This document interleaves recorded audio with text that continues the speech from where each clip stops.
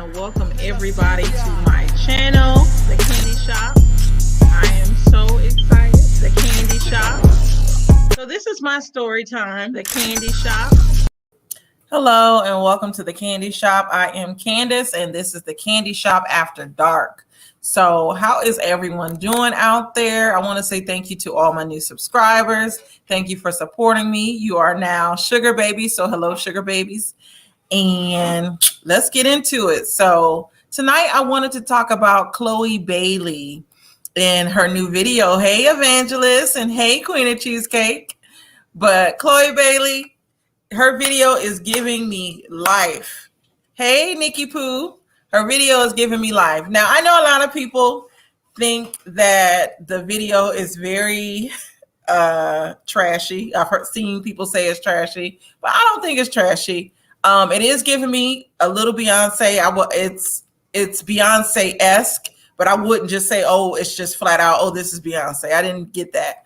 But I can tell she has Beyonce's stamp of approval. Hey, my kiddo, I know you're ready to troll me and I'm ready for you. But the video is good. I like her costumes. I like her dancing, except for when she spread an eagle and hit herself. But other than that, I liked everything in the video. One thing, that video looked like part 2 of WAP. Yes. And hello, Natasha. Hey, Sparkle Alley. And hey, Young Rich Skinny. Yes. Hey, Chloe Slade, her and Tinashe needs to collab. Yes. Yes, they do need to collab. I'm waiting for the talent. How they think that is trashy when you has WAP and Lil Nas X. Exactly. And this is my thing about that. Y'all know, I always say I'm an advocate for Black women, which I am. And I do hold us accountable as well. So with this particular video, I thought she was being sexy. Why is it? I understand that back in the day, we didn't control our sexuality and people did put us on this. They would exploit our sexualness. But now it's a new day where we can control that. And so I'm not understanding why now when a Black woman is sexy, she's always weaponized for it, or it's always just something against her. So twerking is the new twerking is the new talent. I'm not gonna say we all, but back when I was her age, I was out of my mama's house. I used to like to have fun. So I'm not gonna shade this girl because I did some of the stuff she did. Been there, done that, and probably did it a little better. But yeah, it wasn't too much at all. It wasn't too much at all. I thought it was good. Hey, so Debonair, I'm gonna drop this link if y'all if y'all want to come up soon. Yes. Hey, Reparations. And hey, Candace, I want to go back to Sparkle's comment. So it's almost like you need to show your ass though for attention. I wish we could challenge that or change that. I see. Overall, the girl is talented. She is very talented. I just think though, and hey, Ibadashi, Chloe did that. I'm so glad she had my baby daddy in it too. Who was the actor? Who was your baby daddy? Was it the main guy? I thought the video was good though. I loved, like I said, the visuals, her costumes, everything about it. And I didn't think it was too sexy except for the part where she slapped her little kitty cat. That was the only part I didn't care for. But other than that, I liked it. I like her dancing. I like her popping. We all know the girl is talented. From her being with her sister and all these videos they've done on YouTube, all these covers, we know she's talented. But I think she's exploring herself. She's exploring her sexuality. I couldn't do it. I'm just saying. It's so crazy to think the same little girls from Meet the Browns. I didn't know it was them till this year. Really? I never watched Meet the Browns.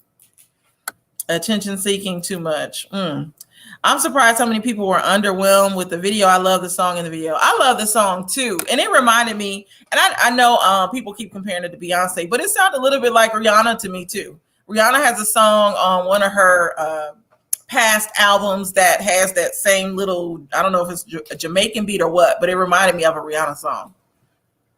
What was the message of the video? So the message, it looks like she was like a Medusa type person. And so the guys that get with her, she takes them to whatever her little shop, and they turn to stone by what she's doing. The main guy, Rome, he's the gift that keeps on giving. I've never heard of him. Yes, and sex does sell. Hey, Robin. When your talent precedes you, it becomes a problem. I am still looking for creativity. True. I think, like with Chloe, she's always been the more sexier one than Holly or Haley. I hope I'm saying her name right. Is it Holly? I'm horrible with names, but she's always been the more sexy one. She's always been the more, I don't know, she had a little bit more flavor to her than her sister. And so I expected this. I was here for her busted challenge when she did that. So I am one of those people. Like I said, I don't like people weaponizing Black women in their sexuality. So if she want to be sexual, be sexual.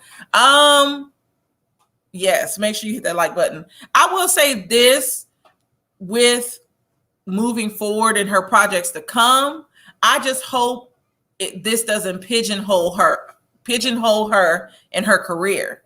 Like, I hope that we see more of her and more of her creativity. So I can't wait to see what she does next. Hey, BJ, I'm gonna drop this link for anybody that wants to come up to After Dark.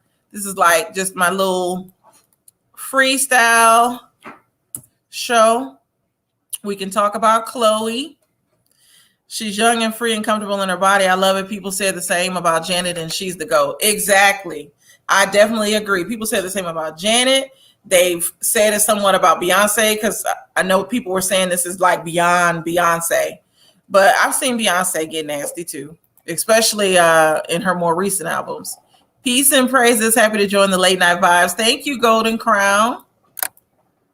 Her video was provocative. It gets people going. Yes. And if you think about it, she's provocative herself. She keeps going, like she keeps putting out stuff on her YouTube channel, her TikTok, all of that. They have had creative videos, but nobody ever talks about them. Yeah, they actually have. What are we drinking tonight? So tonight, I am drinking a mimosa. Lately, I've been on mimosas. They're the easiest to make. Profound statements already. Right. But yeah, I liked it. I didn't see nothing wrong with it. I love the song. The song was on repeat all day in my car when I went to Walmart. It was on repeat. I'm ready to see what's next. I like when she shakes her little booty too, when she pops. So I'm one of those, I like the twerking. I don't like that they're trying to pin the sisters against one another. You think so, Spark Riley? I don't know. I don't think they're trying to pin them against each other. I think they just have different styles. Yes, Shorty was doing a bit too much. We all know it. Yeah, I don't know. See, like I said, I liked it. And Ibarashi, you're sipping lemonade, lavender, and vodka. Ooh, that sounds good, especially the lavender. Thanks, Gold Crown. Yes, so ready to see what's next for her. Yes. Yes, Chloe addressed it today on Twitter. Really? So I have to research this. I did not know that they were trying to pin them against each other. I just thought her sister had to stay toned down because, you know, her sister was going to do the Disney movie, the live version of Mermaid. So I thought she was just trying to stay below the radar. And I just feel that they have different styles. Like they are individuals. I think people wanted them to be similar, but they're completely different. And you can see that just by their social media pages. And then recently, well, in the past year, they separated their social media pages. So that's sad. Yes. Let me go next. So Deb said, I would join you, but I have a 12-hour shift tomorrow. Woo! I don't see how you do it. Hey, Aviel. And Young Rich, one other thing, men in rap can talk about women's bodies all day and say the most grimiest things, but when we talk about our own body, it's a problem. Yeah, that's true. That is true. This is the first time I got you on your live in a while, and I realized that I did not have all notifications. I really love your positive content. Thank you, BJ.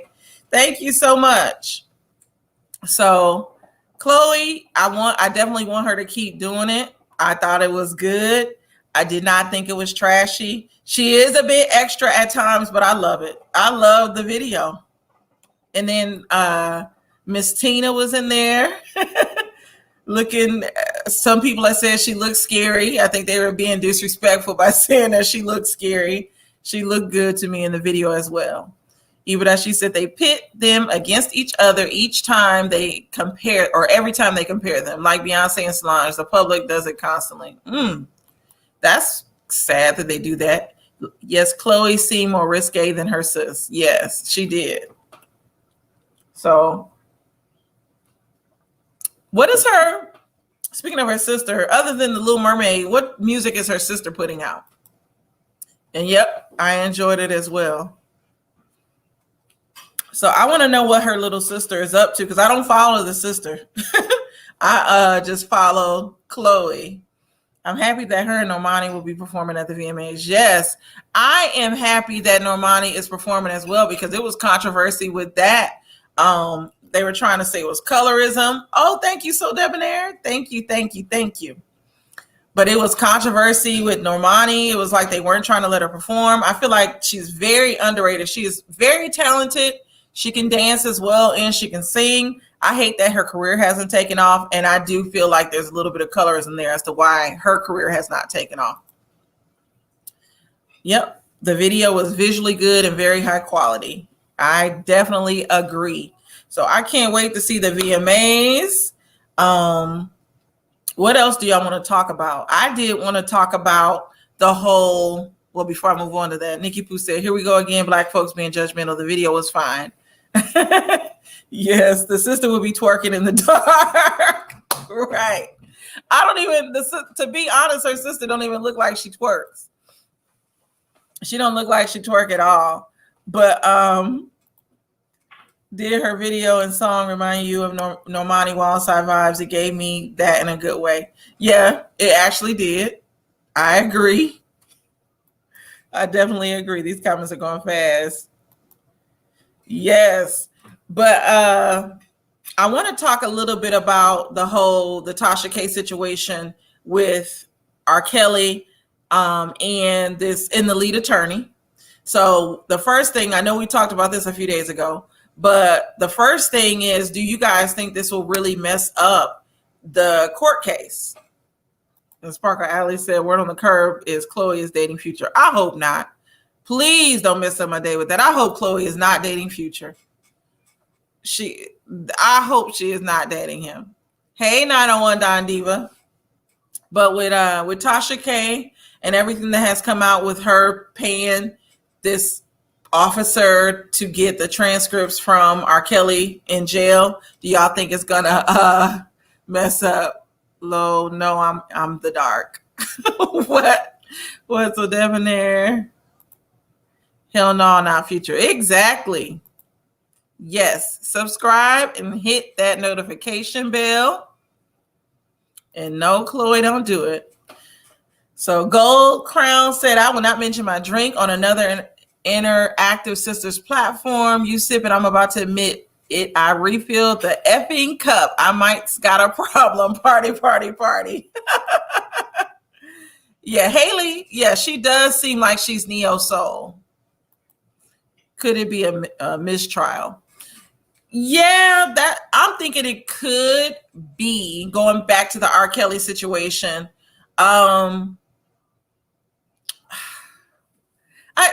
This is so like crazy to even think about, the fact that this happened.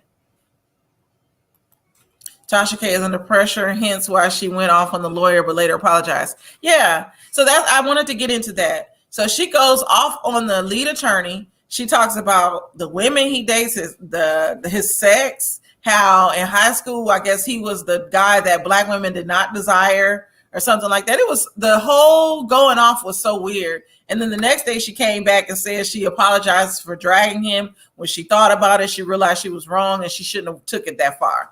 And I really wish she wouldn't have said anything. Yes, it could lead to a mistrial.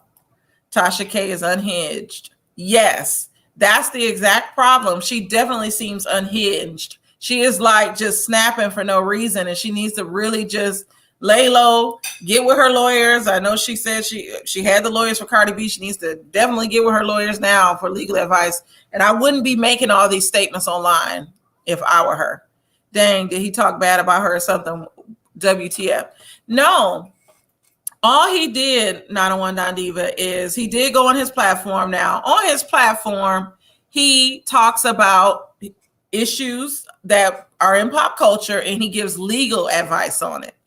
And hey, don't tell me, tell the people. So he talked about Tasha. He basically talked about what happened. He brought up the article about Tasha K purchasing the transcripts. He basically broke it down. He did mention that it's possible that she could go to jail, that this messes up the case, that the feds have been investigating for some time now, because when she originally got these transcripts, this was back from 2019. That was actually when I started following her. The whole reason how I found Tasha K is this R. Kelly thing. It was when his two last little girlfriends was fighting at Trump Tower, and they were going to visit him at the time as well. And Tasha K got the transcripts from them visiting R. Kelly. And so she read them on her show. And I was so like, how did this lady get this stuff? How does she know what it's like? Have she had a piece? Exactly. Tasha K, it was just so weird. These comments are going fast. Now y'all got me thinking about how Chloe was doing all that and can't twerk. I don't remember seeing her drop it low at all. That's Crown. That is hilarious. Oh, really? You think it may be a mistrial? Is the prosecution not doing their job? I think the prosecution is doing their job, but the fact that it's something dealing with, I've seen somebody talk about it I've seen the lead attorney talk about it and then other shows. So apparently the jury, this can kind of sway the jury. And so that's why it would be a mistrial, because it's kind of painting R. Kelly in a negative, like they're not getting to see the case fairly. And so I don't think he will get off, but I think Tasha K is going to get into some trouble. Allegedly, let me say allegedly, because I don't want her getting mad at me, even though who knows if she watches these channels or not. But she's in some big trouble. That's all I can say. So he was giving his educated opinion about the situation and she went off like that. Oh, she's guilty and bothered. Exactly. All he did was give his opinion on it because he had read about it I saw it in the Daily Mail, and I think that was the article he read as well. So he was just giving his legal opinion on it and she went off. Her last supper was lobster. Yeah, she posted a picture of herself with lobster saying it was her last meal, and the food didn't look appetizing at all. He hardly ever knows what's happening in the YouTube beef sector. He doesn't know what's happening at all. He's like, he pays more attention to that manosphere sector of YouTube versus the beef sector. And I think with the whole R. Kelly thing being such a hot topic, and now a YouTube blogger being in the middle of it, that would have caught my attention as well.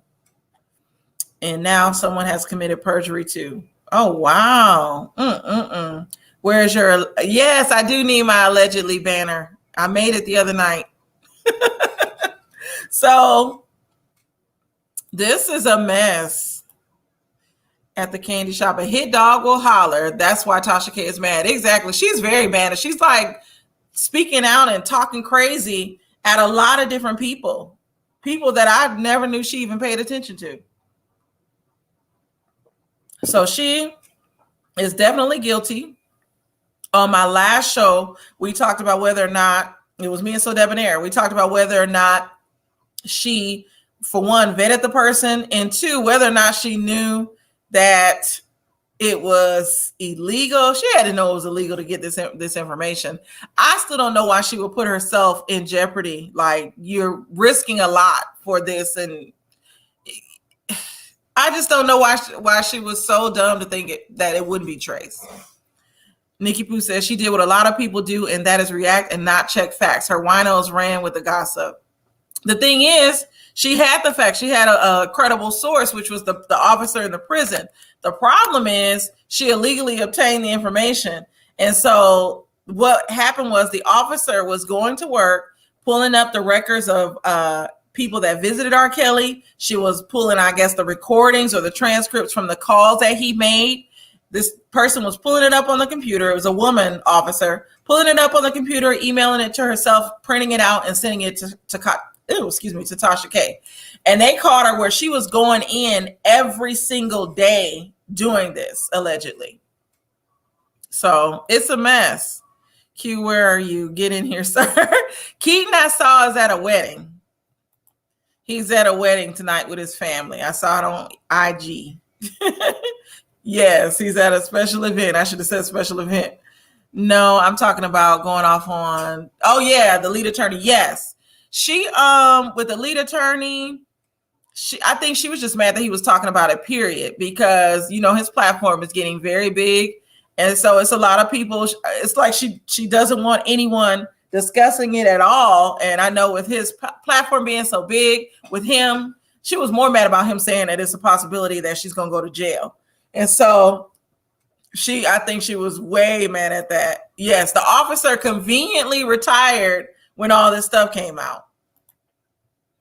Isn't that like an informant? Why would she get in trouble for receiving information? Unapologetic. Thank you for watching Unapologetic. She illegally obtained it while he was in jail. The whole proceeding has been going on. And so for this lady to take the information from the jail, a person that was working under the warden, which is what I heard allegedly, she basically stole information from her job. I'll say this, in the industry I used to work in with insurance, we had star clients, and I couldn't just go into work, pull up their information, email it to myself, and then send it to somebody. Because that's, first of all, it's the confidentiality. I'm sure as a sworn officer of the law, she works under confidentiality and different codes and oaths that they take. So I just find it so crazy that this officer was so willing, and we know she got some money for it, because I just don't see her giving it to her for free. But the fact that she risked her own job to do this, and I believe it was, of course, the feds are involved because it's a federal investigation. So she risked all that, being caught by the feds, to give a YouTube blogger this information. It just don't make sense to me. And yes, it was a credible source. That is illegal for the guard, not for Tasha K. I work in criminal justice. Yes, the illegal part for Tasha K is whether or not she paid for it. That's the thing. And I think that's what they're investigating. 9th grade, 3X, wait a damn minute. That lady pulled and Ashley did her mess and then quickly retired and left. She sure did. She definitely retired and basically left. Natasha, I think you're right. My sentiment as well. Wino, ouch. Her eyes are dark and droopy nowadays. Nor should lean towards healthy lifestyle promos since they're so close to mainstream. Exactly. She looks like she's been crying. She looks stressed. She said it herself. I'm asking why would Tasha K get in trouble? I'll have to rewind to know more. Yes, definitely go ahead and check out I've seen it in the Daily Mail. The part where she can get in trouble is she basically knew these were transcripts from the jail. And so from her, the whole question is her paying for it and her working with this person. This is why she can get into trouble, because she released this information while this federal investigation was going on, this federal case. So she and Beyonce have the same education goals. What? What, my kiddo? But yeah, she must have gotten paid really good. Yeah, to risk her job. That's just crazy. I don't think Tasha K will go to jail, but I think she will receive some type of, she will be reprimanded somehow. I don't think she's going to have to go to jail though, because if anything, that officer is going to be the main person in trouble. And they were watching that officer for like 2 years. But the way that it was told from what the lead attorney said is the feds, well, first of all, whoever caught it basically said that one of the officers is sending information to a Black woman in Atlanta that is on YouTube. And they've been watching it for 2 years. Purchasing stolen property. Exactly. Yes. That's the part that might get her in trouble. We have 36 watching and only 23 likes. Yes, smash that like button. Yes. I'm hoping she didn't pay. Clear people leak information all the time. They better leave Tasha K alone. Yeah, I like Tasha K. I don't like what she says sometimes, but I do like her. I hope she doesn't get in trouble too bad. But yeah, I know, I'll say this as a content creator, at times it is like a rush to get information and be the first to talk about it, but you have to worry about where you have to vet where it's coming from and the implications of you releasing it or breaking the story. Because when you break that story, people will credit you, or if anything happens, it'll all go back to you. And so now I feel like it's catching up with Tasha K. I myself choose to give my opinions on stories. I'm not trying to break any story because I don't need all of that. I just want to give my opinion, discuss it, and have an adult conversation about it, basically. So she's better than me. I just couldn't do it. I could see the officer risking it for Wendy Williams, not for Tasha K. Right. I was thinking the officer was probably a fan of hers or something, because I just didn't understand the connection. Like, the officer must have been real thirsty for this information to get out and really wanted some notoriety, maybe, or maybe not. But she wanted something, and she wanted Tasha K to pay that money, I guess. News reporters do it all the time. Yeah, they do. But if they get caught, they do get in trouble. Probation, community service, ankle bracelet. That's what I'm thinking as well, Robin. I'm thinking that's what will happen to her. I don't think she's going to go to jail at all. Oh, thank you, reparations. Tasha has good lawyers. I don't see her getting in trouble. I like Tasha K. I may not agree with her, but I like her reporting. I do too. I like some of the stuff she talks about. The things that I don't like was the whole Brother Polite situation and how she talked about the victim. I didn't like that at all. It would be very ironic if R. Kelly goes free. If he goes free, I'm going to flip out. Like, I hope this man don't go free. I hope. It's just too much stuff that he's done. If she used the word allegedly, would she be in any trouble right now? I don't think that has anything to do with it. I think it's the fact that well, of course it was leaked, but she paid. I think that's the part, that's the criminal part of it. I'll have to look and research. At the most, she will pay a fine. Yeah, I agree, Sparkle Alley. Do you want to come up, Sparkle Alley? Or anybody want to come up? I'm going to drop this link and give me your opinion on it, because I want to get some other opinions. Some of you that know the law more than me, because I know there's people out there that have gone to law school. I didn't go to law school, so I don't know all the laws. But yeah, I definitely feel like she will probably have to pay a fine.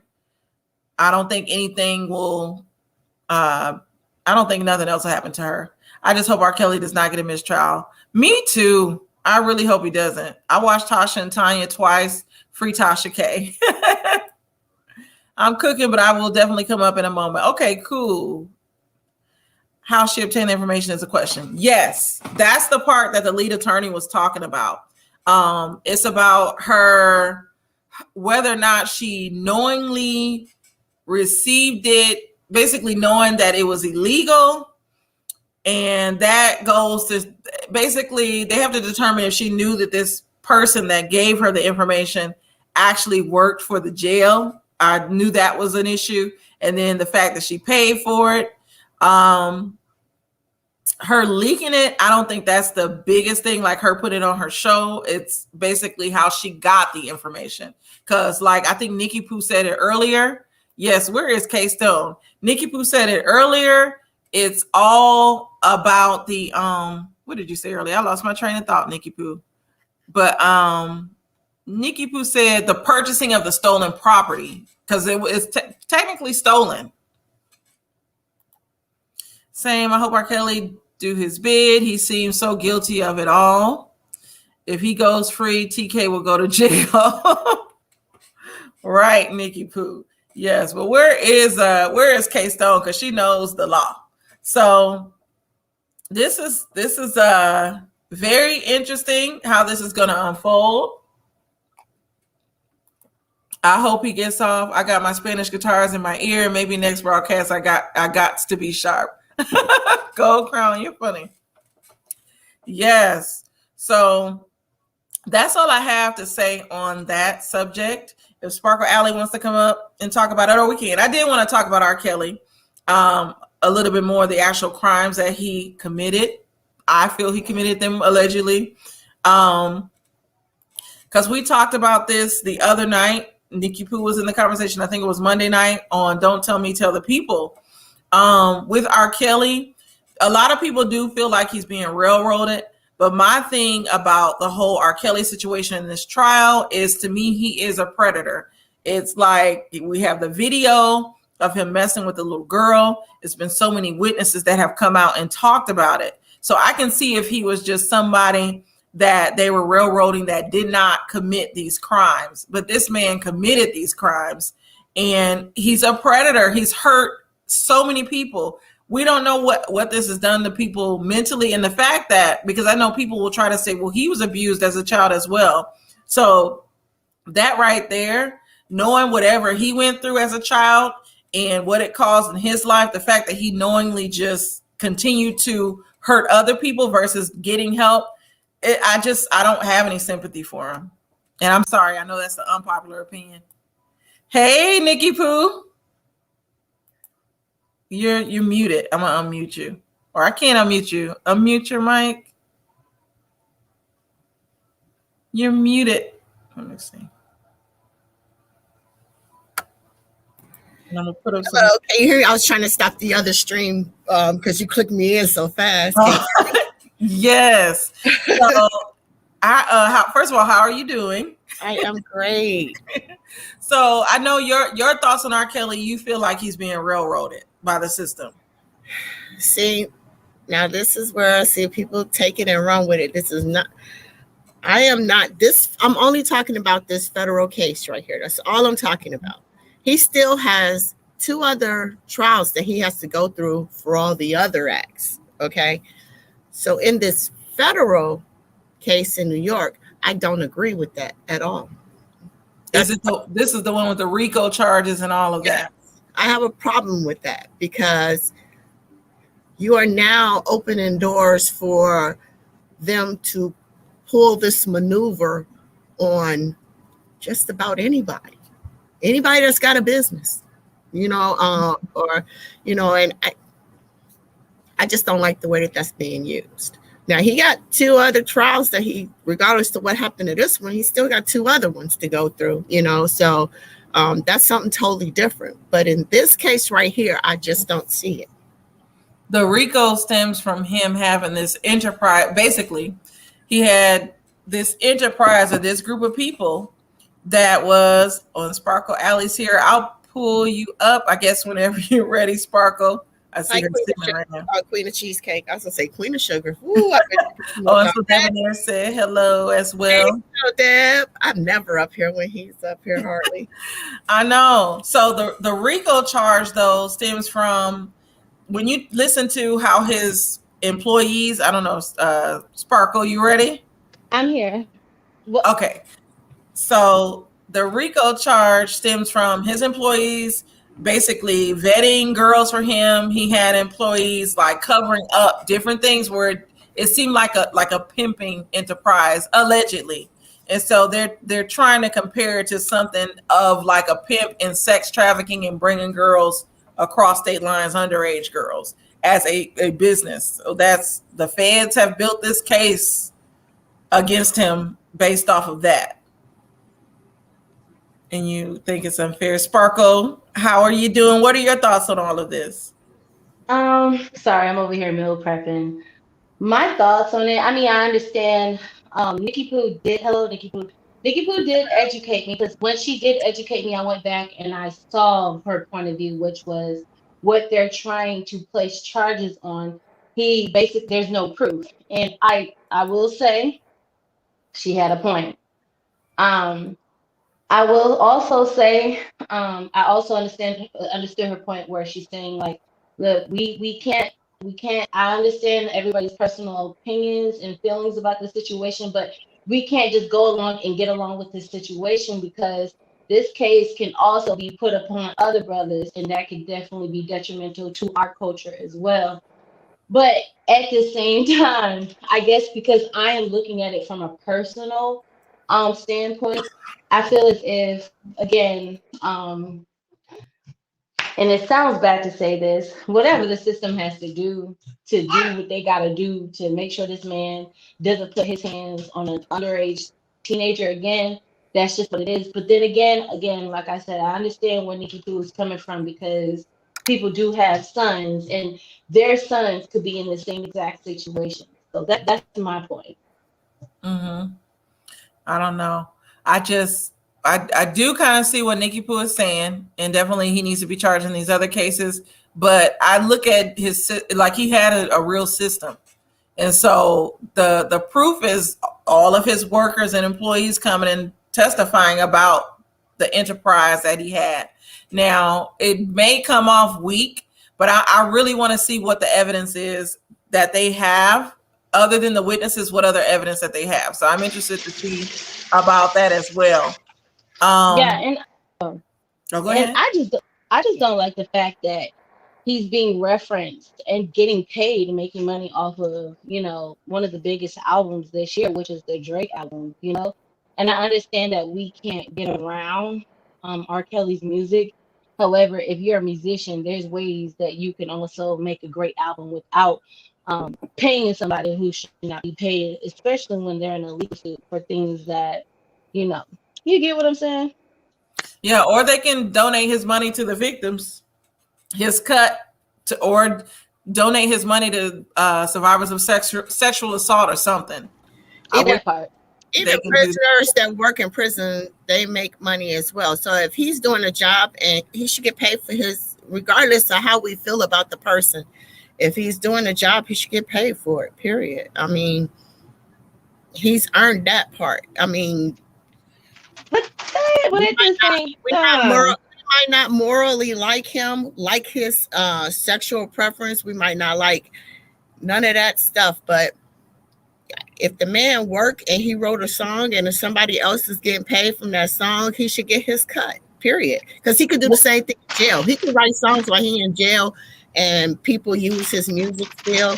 So I'm sorry. I can't deny him for making that money, because he is talented. And I'm sorry you can't take that talent away from him either. So, I mean, if he's in jail, he's serving his time, for whatever crime it is. So, however he make his money, if he's making his money, and he's making it legit, he's making it legally.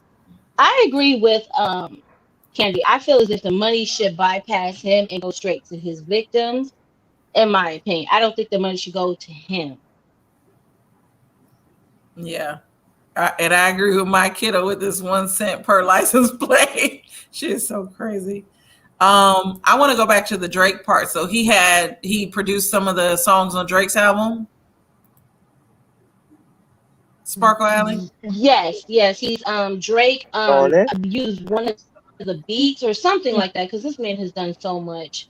But yes, he is referenced on Drake's album, Certified Lover Boy, which and Drake is basically one of the most successful artists of this year for dropping an album. So that should tell you that basically was going to help him, because he gets part of the share too. Why do you think people feel some type of way that Kanye West was taking them off of Donda, such as Chris Brown, such as Soulja Boy, and things like that? Because that's a big check. That's a huge check. Yeah, I agree. I don't know if he has children under 18 anymore.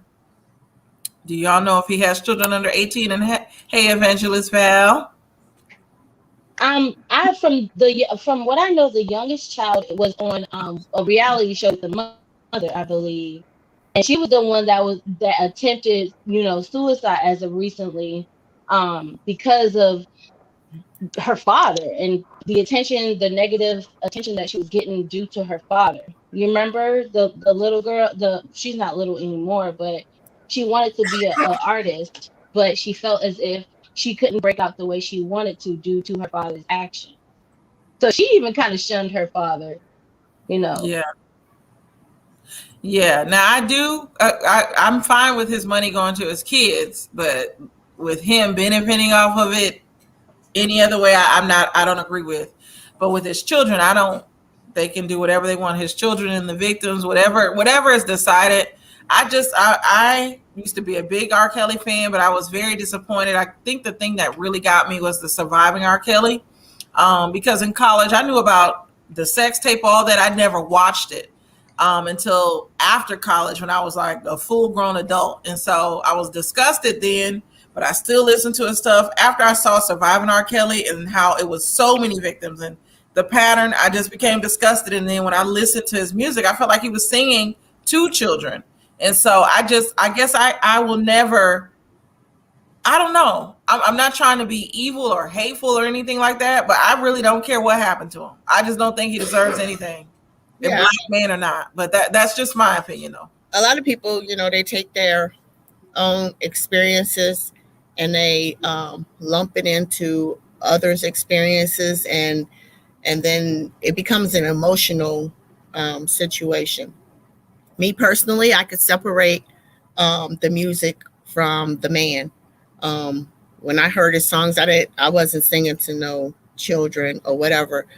The what I got out of the song was totally different. I wasn't thinking about no kids, had nothing to do with no kids or nothing like that. I like the music, I like his beats.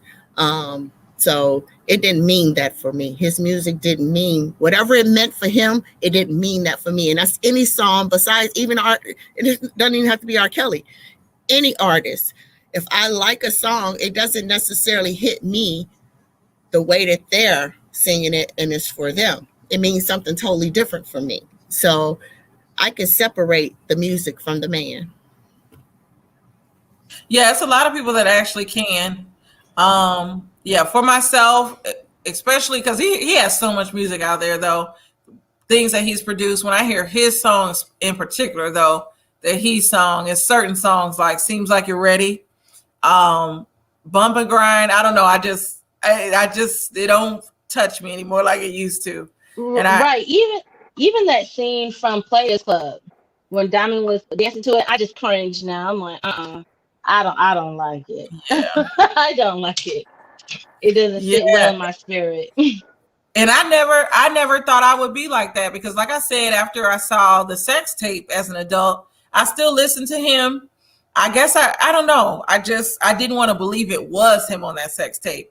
But then when all this other stuff started coming out and it was so many different victims and like so many young ladies affected, it definitely triggered me. Now, I myself have never been sexually abused or anything like that. But in hearing these young ladies' stories and just thinking about myself as a child at their ages, 11 years old, I might have liked the boy, but I'm not necessarily thinking about sex and I'm not dealing with no grown men. So for him to groom, some of these girls were as young as 11 that he was grooming. It just didn't sit well with me. So yeah, that's the only thing. And I hate that such a talented man, because I think he's very talented. I hate that such a talented man has demons of this size and this magnitude. Right. And Justice Nikki Poo said that she has a son. So this court case means very much something to her. In particular, I have a daughter. So this is exactly why I feel the way I feel, because what if that was, and I rebuke that, but what if that was my daughter in the same seat? You get what I'm saying? Like, I would want some vindication for my daughter, just as well as she would want somebody to basically give her son the benefit of the doubt for the charges that was, charged upon him. So I think we're on two different sides of the spectrum with how we feel about things. But you must think, Sparker Ali, there's no thing about what sex you are. If you're a predator, they're going after boys or girls. So I'm on both sides of the spectrum. My son isn't safe whether just because he's a boy, So and allegedly, I have to think on that side of the spectrum as well. But my thing is, technically, if we all think about it, because we have all heard all these predatory stories on several of our top artists. We've heard allegedly things on P. Diddy. We've heard allegedly things on Jay-Z. We've heard allegedly things on a lot of our top artists, but you still support them. And you know, even in your mind, you whether it's out there and they haven't like confronted it or whatever, or they're not in court, but you know that you've heard these stories about these people and you still support them as well. So I mean, I don't know where we draw the line, where we say, okay, we eliminate this one, but we keep this one. And I know exactly what you're meaning with Jay-Z, with the whole Foxy Brown situation, P. Diddy. I don't know if I have heard anything about P. Diddy and underage girl, but that is a very great point and touche. And as far as Jay-Z with the whole Foxy Brown situation, did I heard on one hand Foxy Brown confirmed it in her book, but I never went to do my own investigation. And on the other hand, I heard that wasn't true. So I'm still trying to figure that out myself. I'm already skeptical about Jay-Z in the first place. And yeah, you definitely have a valid point with that as well. Mm-hmm. I mean, go ahead. Go ahead. I was just gonna say, I think this whole industry is a mess. I haven't heard of Puff Daddy being with underage children. I've heard that he has it. It's rumored that he exposed allegedly Usher to older women. So with him, I mean, he's problematic in himself. As for choosing who I support, I mean, if you're harming children, period, I have a problem with it for myself. But I definitely think after R. Kelly, because I still think he's a predator, he's hurt a lot of different people. After R. Kelly, we still need to look at the parents, and that's another issue that needs to be talked about, especially in our community. As it relates to these stars and how we allow so many passes and we allow so many people to have access to our children. So that is something that I want to talk about next as well. But hello, Evangelist Val. Hey, Val. She's muted. Hey, Val. Are you there, Evangelist Val? Valerie? All right. So I definitely agree. I know going back to R. Kelly, they compare it to Epstein and some of the other people, and they feel like the way that the cases are going, they're not treated the same.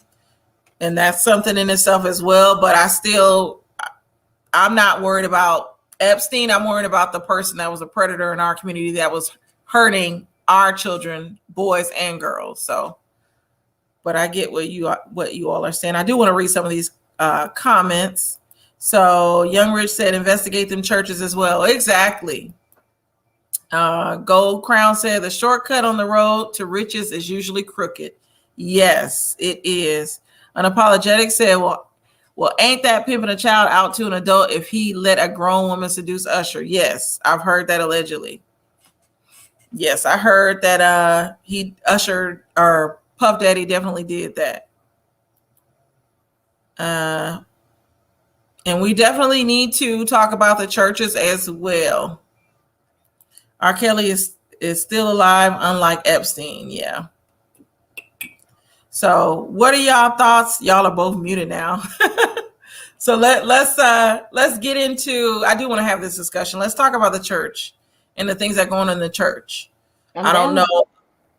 What you say, Sparkle? I said I'm down. Yes. So I did a series called Church Hurt. Well, I did one episode of it like a few months ago, and I talked about how it affected us as Black women. I didn't touch on how it affects children. So with the church, especially our church, what are some of your thoughts on that and how it affects our children?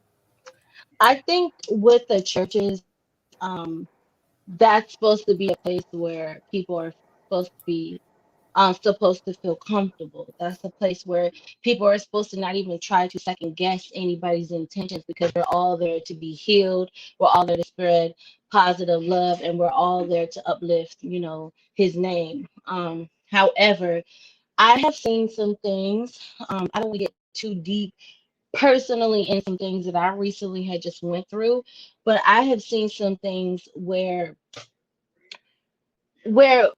almost in a sense where the pastor will almost kind of like lure you in to feel so comfortable to the point where you almost lose a sense of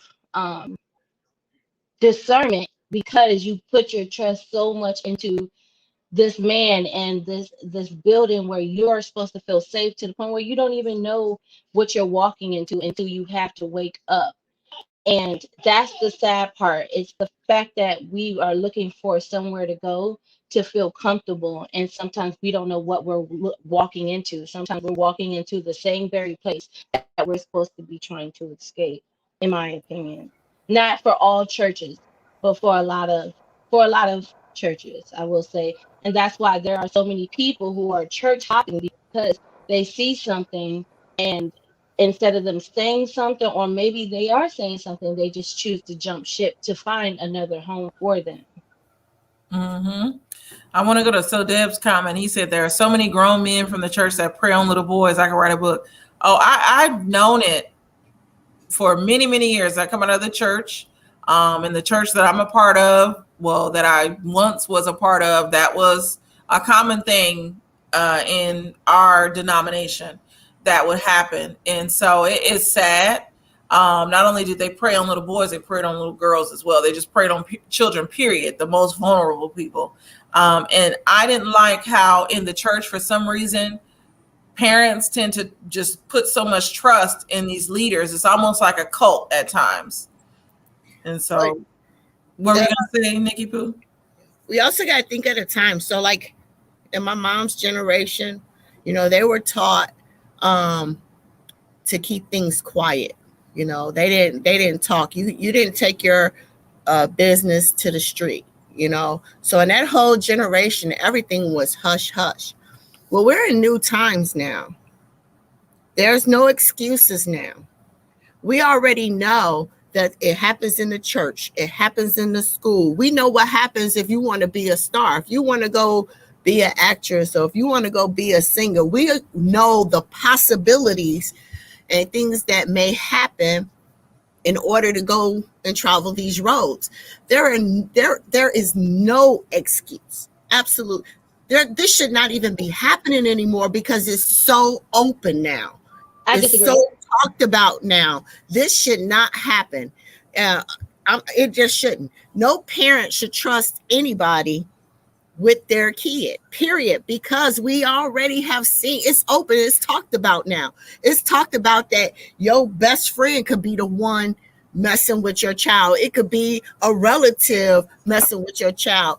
It's talked about now. It wasn't talked about years ago. It was quiet years ago, but it is so talked about now that any parent should hold on tight to their child and be so involved into their lives now and trying to make sure that you're trying to keep them as safe as possible. And you know what, Nikki Pooh? Yes, in a perfect world, yes. But I think back to when I lived in Dallas, it's been about 10 years now since I lived there. There was a certain bishop that was paddling women. So sometimes they brainwash these people.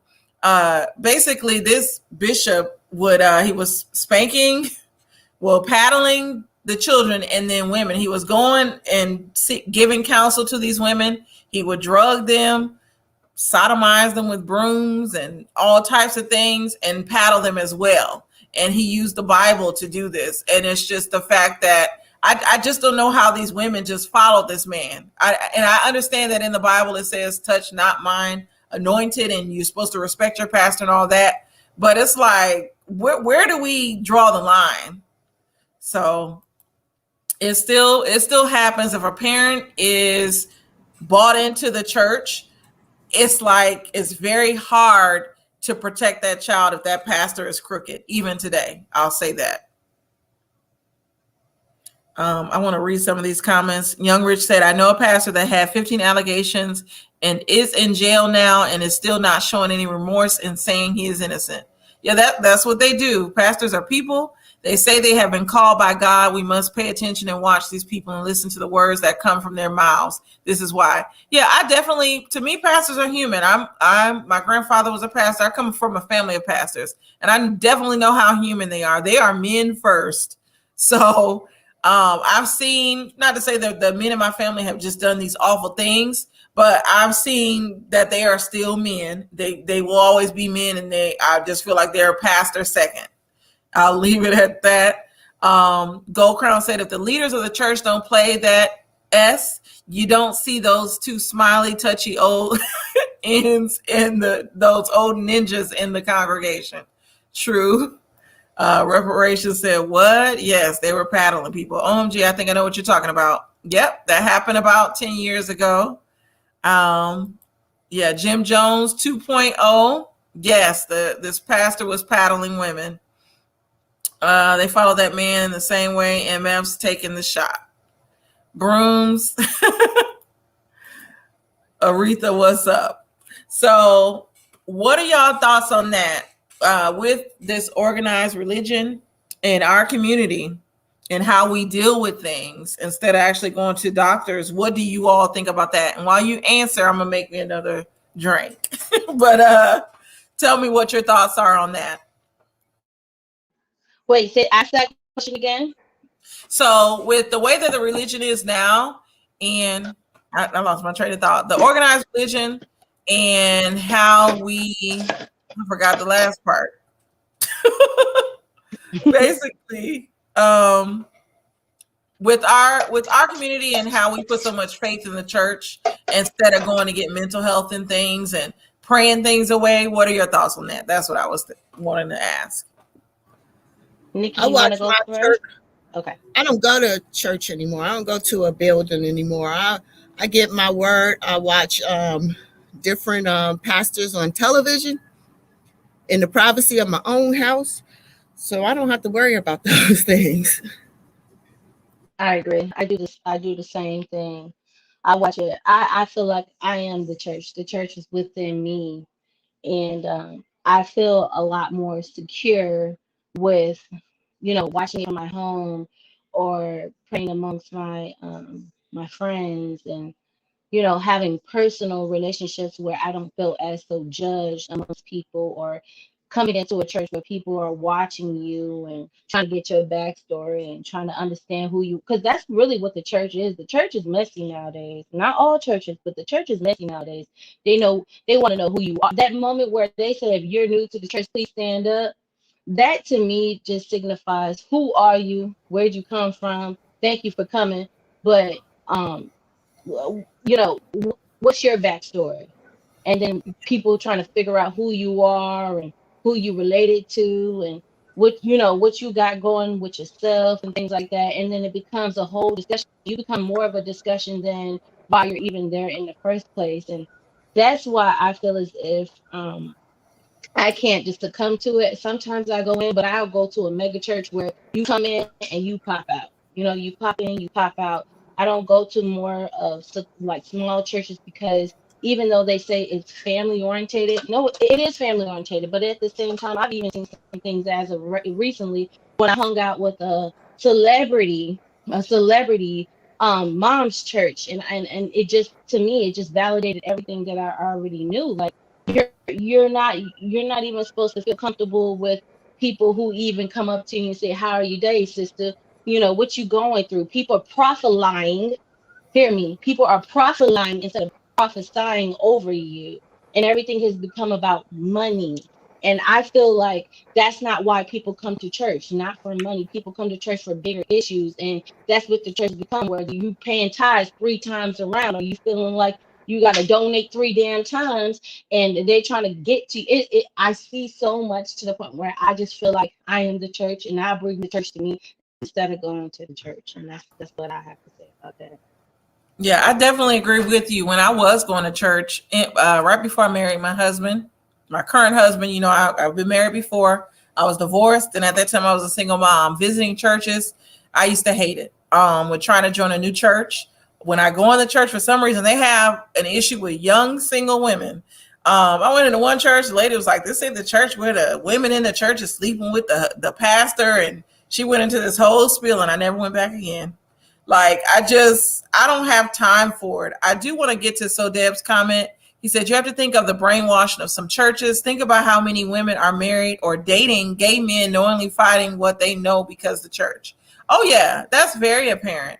And especially, I've heard of situations where the man does not want to have sex. They literally wait till the marriage to have sex, and it comes out that he's actually gay.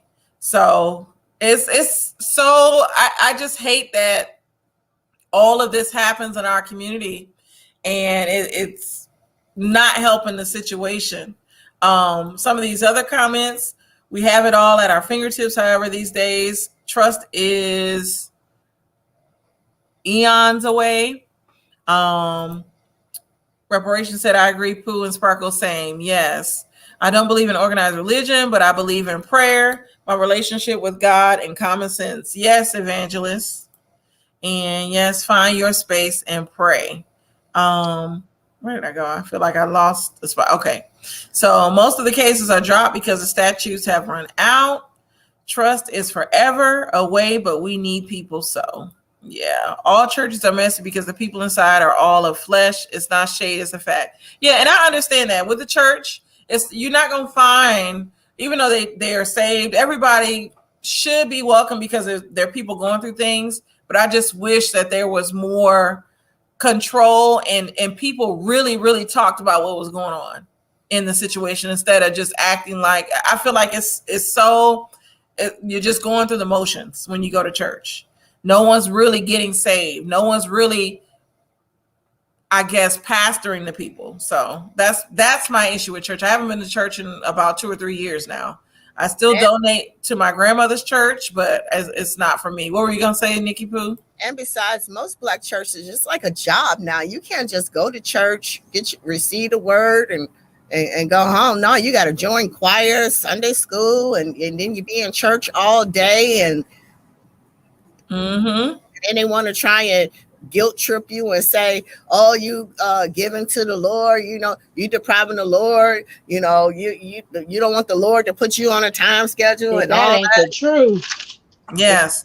That ain't the truth.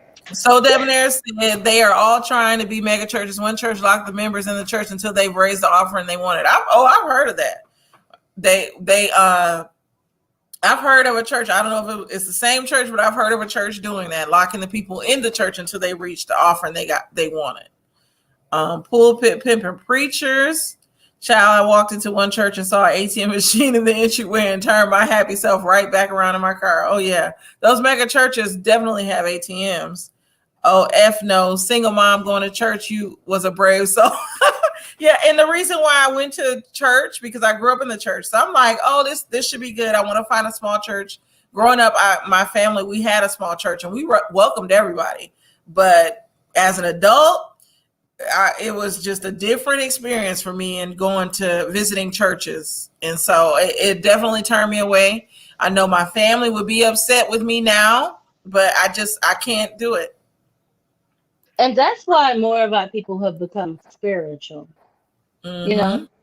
That's why people have become more spiritual. But then some of those same very people try to look at it like it's a bad thing, like it's a negative thing. And it's like, well, hold on. If you're not calling out what's going on in your own home, you shouldn't be calling out what's going on in my own home. You get what I'm saying? So I don't let anybody guilt trip me into me basically saying, look, I might pray to my God and my ancestors and my angels. You get what I'm saying? Because I do believe that I am looked at. Just like people say, oh, when somebody passed, oh, your mother is looking after you. Oh, your father is looking after you. Why am I wrong for saying, oh, I pray to my ancestors as well, to acknowledge them? We seen the movie Coco. Ain't that the same thing? Acknowledging the people who came here before you. And everybody just proud of that. Like, that's one of the most favoriteest movies. But if in our community we say that, then we're looked at as witches and warlocks. Like, what? Huh? And let's just be honest here. We really, us as Americans, we really have been deprived of what our true religion is. Okay? We have succumbed to the Anglo-Saxon religion. So in a sense, it's like, are you judging me for being a free thinker and for me trying to do my own research of where I come from and who I am? That's wrong. That's wrong. And are you supposed to be judging me? If anything, you're supposed to be educating me, not judging me. So that's why I'm just like, you know what? To hell with it. I do what I do. I feel like whatever makes my spirit sit right with me, I do. And I don't worry about what nobody who goes to church, nobody who stays in. I just do me, and that's what I'm comfortable with. Yeah, exactly. And I understand that you have to watch my church hurt because I talked on that, and a guy that's a Jehovah's Witness kind of like tried to tell me I was very wrong in that. So, but everyone, be sure to check out my video. It's called Church Hurt Part 1. I have yet to do Part 2. I've been taking my time and doing that because it was a very stressful show. Unapologetic said, I never see the church having financial management classes, making members homeland owners, getting laws to protect us, having educational classes on how to better our community.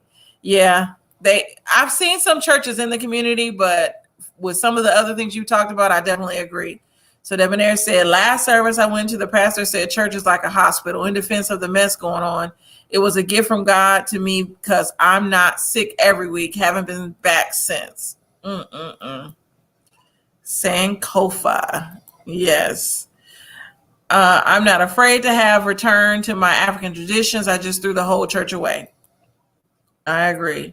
What? Y'all best to pray to our ancestors. I mean, I don't want to tell anyone what to do, but I do, Sparkle. So see, Sparkle, a lot of people agree with you. The church is a whole business, and it definitely is 901 Don Diva. I would definitely check it out after this. Thank you, reparations. So yeah, it's so the issue with us in I'll say the Black church is very complex, and it's going to take several conversations to have. Can y'all still see me and saying my connection is low? Yeah, we can see you. You're fine. Okay, good.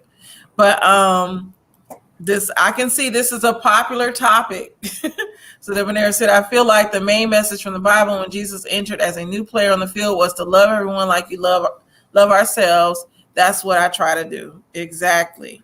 But I ain't gonna lie, Candy, I do miss a good Baptist church choir though. Yeah, well, I'm around that part though. So what I do is, like I say, I watch my little services on TV, and I turn on my little church music at home, my Yolanda Adams and all the other gospel singers, and play my little music and have my little church moment right here at home. But I do miss a good Baptist choir, boy. I do. Yeah, I do too. And I'm actually Kojic, Church of God in Christ, Holiness, where we shout, we catch the Holy Spirit. What is it saying? You can't join in unless you're born in. Well, born again. So I miss it. But I don't, some of the things, to me, Church of God in Christ at times, and excuse me, everybody, because my family might get pissed off. I don't know if they watch me or not. But the Church of God in Christ is very problematic. And I do feel like it's a business. A lot of times it's about money. And so that's one reason why I stopped going to the churches here where I'm at. One day I will return. I pay $25 every week to my grandmother's church on Sundays in memory of her, because I used to go when she was alive and living in Texas. I used to go with her every Sunday to church. And so I continued. Once she passed away, I started paying as if she was there. So I do Givelify is the app that I use, but I can't get with it. I don't know. It's something about it that just doesn't sit well with me. I don't feel welcomed in a lot of churches, especially Black churches. And it's just maybe I don't know. I have yet to find a church that really, really makes me feel good. Young Rich said, have you ever been to a white church or a mixed race church? Do you feel like the atmosphere and environment is different? I have been to a mixed race church, a white church as well, a non-denominational church. It was different. I felt like I was being ministered to, but it still felt like a business. Think about Joel Osteen. Sometimes I wonder with those churches, are they really preaching from the Bible? Are they preaching the word? A lot of times they preach a lot of happy messages, and it comes off as fluff at times to me. I don't know, Nikki Pooh or Sparkle Alley, what your experiences were like in the white churches. So I do listen to Joel Osteen. I do like, and he's not a preacher. He's a motivational speaker, but I do like his service. I do. I watch his service. He's not the only one I watch though, but I do watch his. When I was probably about 9-10 years old, we had moved, my mother and I moved to Philadelphia, Pennsylvania, and it was just my mother and I. So we had no family there. neighborhood we moved in was a mixed neighborhood, but there was a white Methodist church there. And the pastor came through, had a little, some type of little festival or something on the church grounds, and all the kids went or whatever. So all the kids eventually started going to that church, and there were black kids, white kids, all different races, right? And that was the first time I ever been to a white church.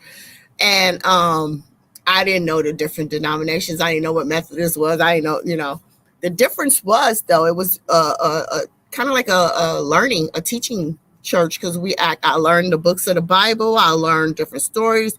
We put on a lot of little plays, the kids, so it was real educational.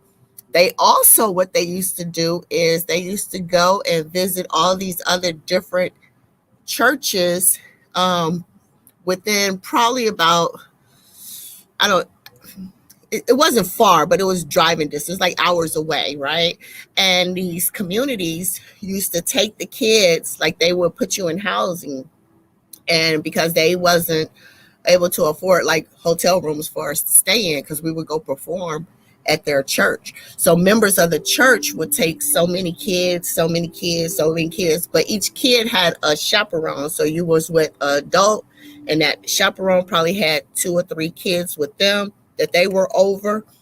And thank God, nothing ever happened to us or whatever. So we think about all the things that could happen to kids in church, but nothing ever happened, thank God.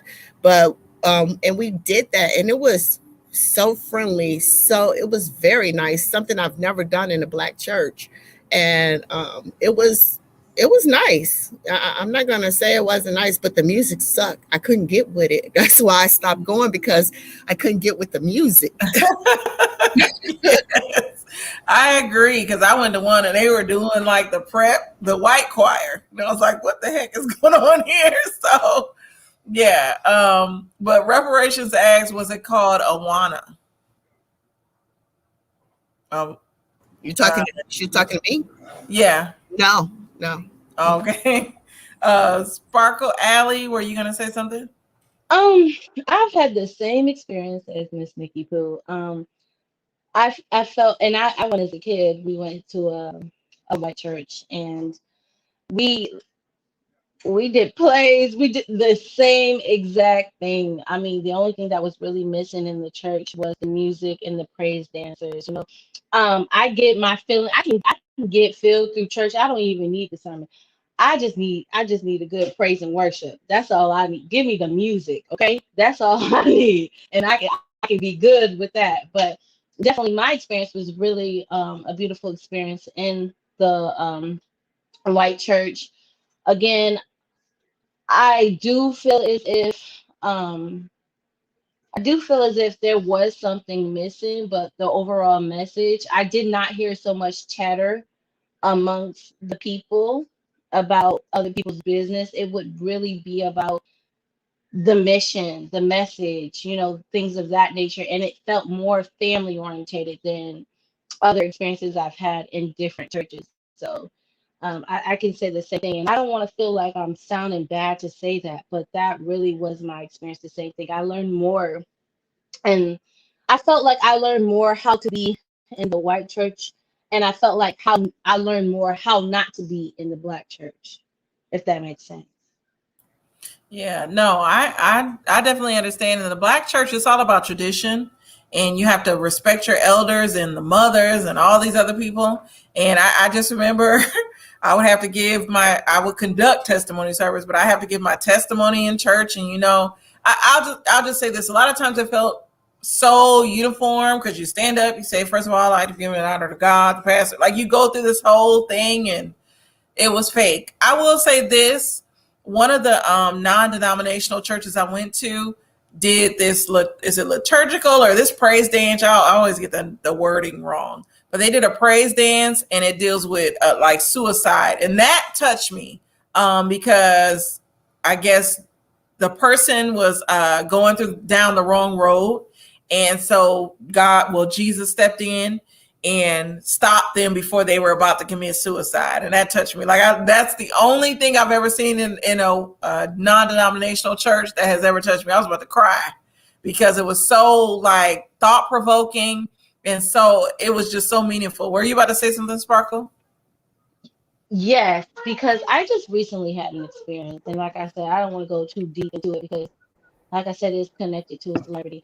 But when I had this experience, they basically was telling me, "Look, my husband over here, like, bitch, you better shut up." But like, don't go down the wrong way.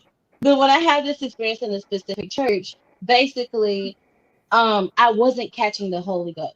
You get what I'm saying? I was only there for a specific time, but the main mission was for me to catch the Holy Ghost. And because I did not catch the Holy Ghost, they were like, before you leave, you're going to catch it. And I just kind of felt like, well, why do I have to catch it in front of you guys? Why can't I catch it behind the scenes? Why can't I do more study and have it just come naturally to me? And it started to feel as if they wanted more accolades. They wanted more gems underneath their belt to feel like they brought somebody into God. And I remember what they told me when I did get baptized, like, okay, wherever you go, you belong to us. Whatever you do, you belong to us. And I'm just thinking to myself, like, was this about the mission of me to receive Jesus, or was this more about the mission of the church saying, look, we brought another soul into God? And then let me tell you, they tarried with me on the altar, and they just kept singing Jesus, Jesus, and they kept telling me to say Jesus, Jesus, Jesus, Jesus, Jesus, Jesus, and it was almost as if I was I'm gonna tell you this. The experience was one heck of an experience. I don't want to get too much into it because some of that stuff was traumatizing to me. It was traumatizing to me. But at the same time, I felt as if the mission was for me to make them look good. But in the meantime, in between time, hear all the negative things about their church when they exited the church. So it was hard for me to do these things when you're in the church telling me to, be comfortable in the church, but then when you exit out of the church, you telling me about the pastor and you telling me about this person who's singing and why this person not on the mic. And it felt like to me, it wasn't about the church. It was just all about a person going online and preaching the word, but in the same sense, casting casting spells on their own wounds. So to me, it was a contradiction, and I felt like if I were to speak up, I would have looked like I was wrong. But if I were to be silent, then at the same time, I was gonna let a lot of souls be believing someone who wasn't right in the spirit. So to me, it was very hard, and it did not feel real, and I felt like I was almost forced to catch the Holy Ghost, and I just again, that's the story for another day. Yes, I definitely understand it. So Deb has a similar story to you, which it may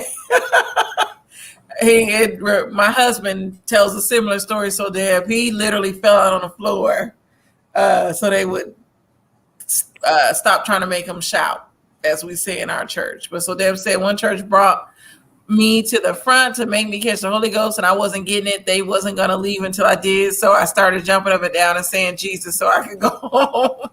Yeah, I had visited a Touche. church. I had visited a church before, and everybody in the church spoke in tongues, right? Yeah. And I was confused. I'm looking around, and I'm like, I don't even know what they're saying. What is it? So they kept trying to get me to speak in tongues, and I was like, I thought that was a gift. I didn't think that everybody was supposed to speak in tongues. I thought that was like a special gift. I'm like, I can't do it. I don't know what you're doing. It ain't hit me. It ain't moved me. I didn't get my gift yet. It ain't time. But so definitely I did not join that church because I felt like that it was fake. Exactly. I'm laughing at these comments. Forced to catch the Holy Ghost. They said that would be a great title, Sparkle. So Young Rich said that's very true. Not everybody is going to jump up, holler, faint, and scream just because you're tearing up the organ. Exactly. Unapologetic said Kojic was the scariest. My cousin got taken to a room, and when she came out, she said they was trying to pull the Holy Spirit out of her. She was traumatized, but I was dying laughing. Yeah, like I said, I grew up Kojic. They want you to purge, like, I guess throw up at the mouth, or I don't know. When they say purge, you're purging out the demons. Church of God in Christ, it is a sensitive topic for me since I grew up in that church. But you have a lot of these Kojic churches that just take stuff too far, and they're so old school and traditional that they are missing really saving someone. I'll say that. Evangelist says she fell asleep in the white church, and they woke up and asked her to leave. I had worked all night. I kept my ties. I know that's right. But yeah, forced to say the Holy Ghost. Oh, go ahead. And here's the thing about my recent situation. After I had got baptized, right? After I got baptized, some situation popped off, right? And the same very people who wanted the notch underneath their belt to have brought me to Jesus and everything else like that. And in the midst of it, I had lost my mother-in-law. So it was really, really a hard time for me. Is when basically I felt like these were the same people to dirty me up. These were the same very people who were talking now about the people in the church. So it was like, you brought me to the church. After I get baptized, you baptized me again, because they then said I didn't go down in the name of Jesus. It was like this thing between collegiate and what's the other one? I try to forget this situation all over again. But basically, huh? I was gonna say the holiness churches, basically. No, yeah, but it's a specific name. It's supposed to be one of the oldest churches. It's supposed to be one of the most traditional oldest churches where people are supposed to be. It's Methodist Baptist Church of God in Christ. Let's see. AME, which is African Methodist Episcopal. I don't know, then. I forget what it is. But it basically is how you go down in the name of Jesus. How you go down in the name of Jesus. That's what separates and divides the church. But Church of Christ. Is it that? No, it's not that. No, it's something I wish I could remember at this moment. And hey, Misha Allen. But basically, these were the same very people that started to talk about the same church that they just now brought me into. They just brought me into, and I'm just thinking to myself, like, why would y'all have me go, get baptized by the same very church and I have so many derogatory things to say about it, because now a person's not running the show that you want to run the show, and the pastor is young, and it's all, so to me, it was kind of like I fed into something that was never the truth. And that's why I left in the middle of the night, because at the same time, these are the same very people that is speaking on their a mother that is speaking ill on her womb, and casting spirits almost like somebody's going to die and all this other stuff. And I'm just thinking to myself, like, I'm supposed to be pure, I'm supposed to be new, and now you're trying to dirty me up with all this information. So I felt almost as if, what do you want me to do with this situation? And then when I spoke on certain things, because information was said to me, now I felt it's almost like this is not right. This is totally not right. And once I did speak on it, then I was wrong, and I felt like I had to be hushed. And then on top of that, my baptism was then exploited for them to receive accolades as if they did something right. But these are the same very people who bash their celebrity daughter and sister online. So I couldn't get along. I couldn't get with it. And because they hid behind church, it was almost like I was wrong and they was right. But it's like, no, I know I can stand firm in what I knew what was right. And these people are the same very people who use God to do their dirty work and then go behind God. And it's just like, I saw some shit that I could never feel like I can want to go back to church with, honestly. Was it a Pentecostal church? No, it wasn't Pentecostal. It was something. Oh my God, I need to look it up. I forget what it is. It wasn't Pentecostal. It was something. Hold on, I'm trying to look at the comments now because I haven't been looking at the comments. Yes, they said Lutheran. I just think of AME and Methodist, like Church of God in Christ actually came out of the Methodist church. So Methodist was older than us. Hold on, Um, I'm gonna look it up. Young Rich said, some pastors do get jealous when they feel like someone is trying to tell them how to run the church when they are just giving out helpful advice. Yeah, I've seen that. Evangelist said, this is the thing the Bible says. God is coming back for his church. That's his people. These buildings will crack, crumble, and fall. And you got to know him for yourself. Can't nobody dirty. Well, do you dirty, I guess. But yeah, with the actual building, that's the temple, I guess. But your body is a temple, and being spiritual, you have to know God for yourself. And that's how I feel. I will always say I'm a spiritual person, but I just can't sit in these churches. Chi-Town said, I'm non-denominational now, but grew up in a Lutheran evangelical church. Jehovah's Witness, was it that, Sparkle? Seventh-day Adventist? No, I'm trying to look it up now because like I said, they're kind of similar to collegiate. They have this like AKA versus Delta kind of relationship or rapport with one another. But I'm about to look it up because now that's similar to gonna get Kojic. me. The only one that I think is similar to Kojic is Baptist. And then you have, I don't know. Young Rich said, I just do Baptist. So yeah, this is interesting. And thank you, Shatan Girl. Yes. Peace and praises to you. Yes. Thank you, Gold Crown. So Nikki Pooh, what are your thoughts, your closing thoughts on church? I don't know what else y'all want to talk about. We got some time. I don't have to work tomorrow, so I can be on here, not rushing nobody off. My thing is, I'm not educating anybody. I'm just speaking from my experiences.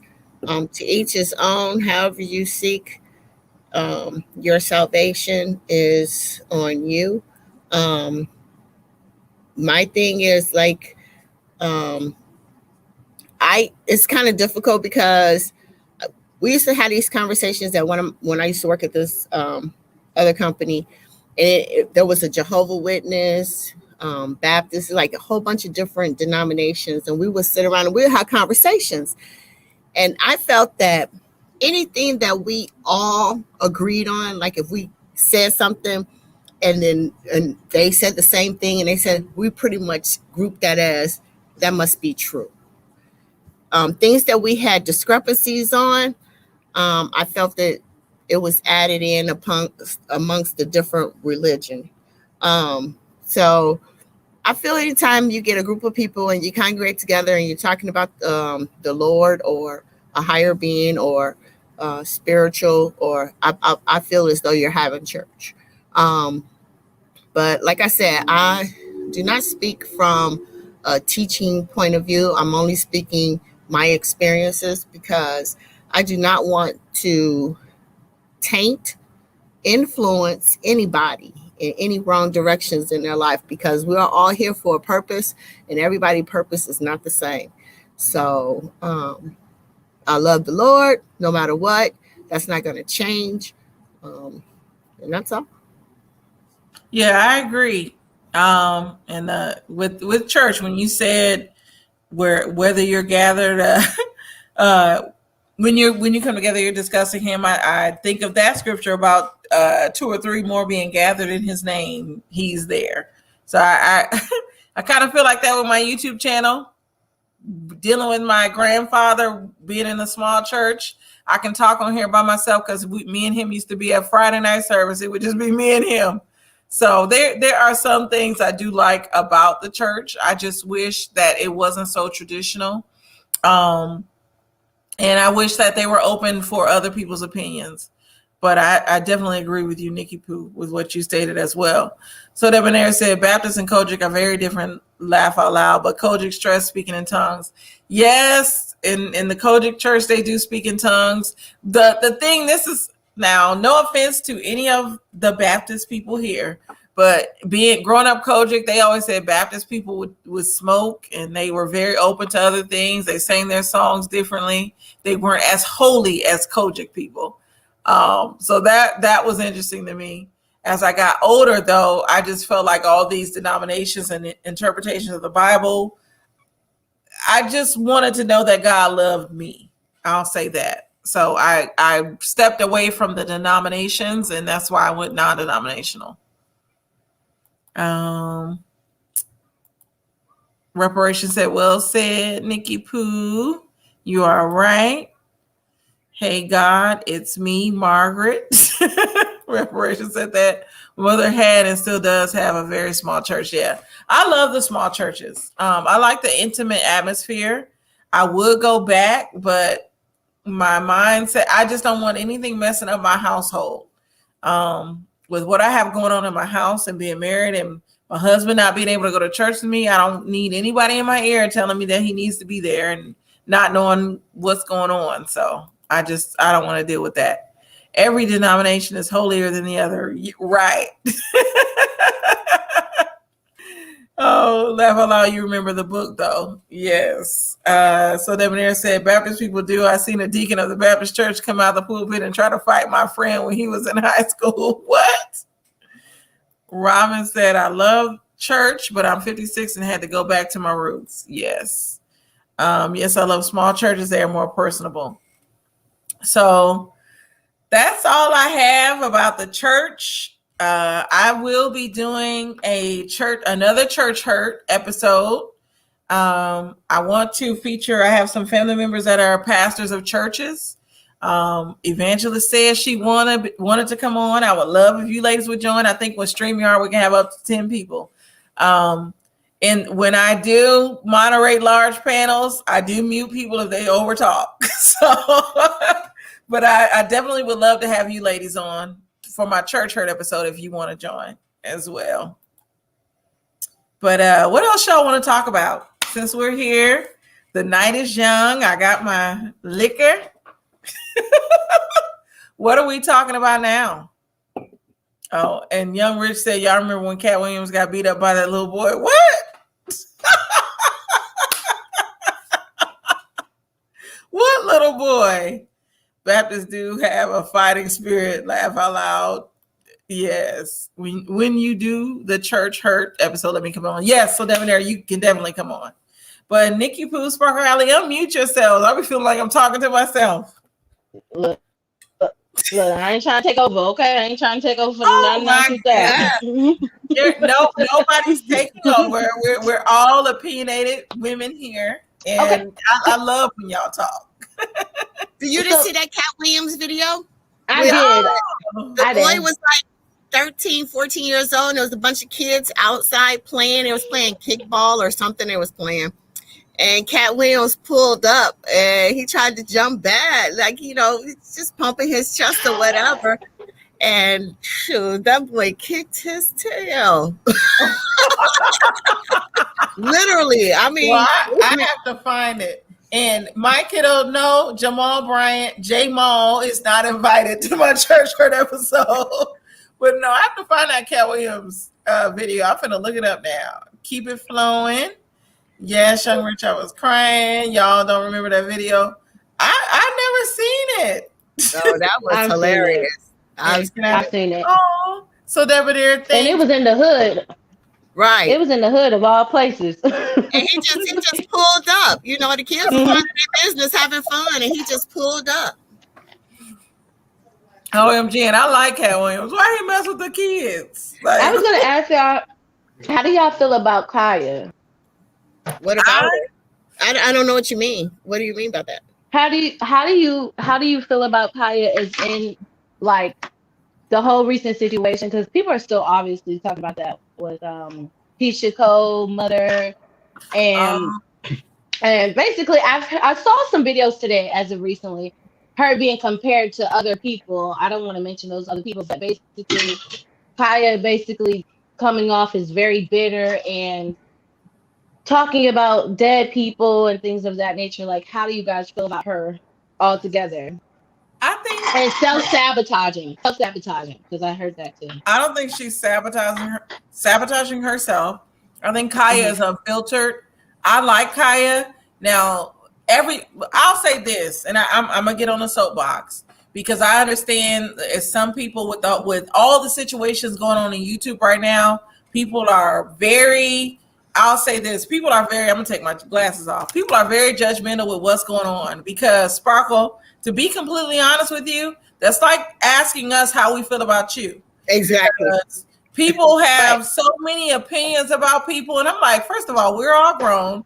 Everybody's entitled to their opinion, and everybody's entitled to like who they like. Like I just I don't know where the self-righteous attitude comes from, and that's why on my show. I might seem like I'm the go-along girl to get on, but no, I feel like people are grown. You like what you like, and I respect that. I can respect you.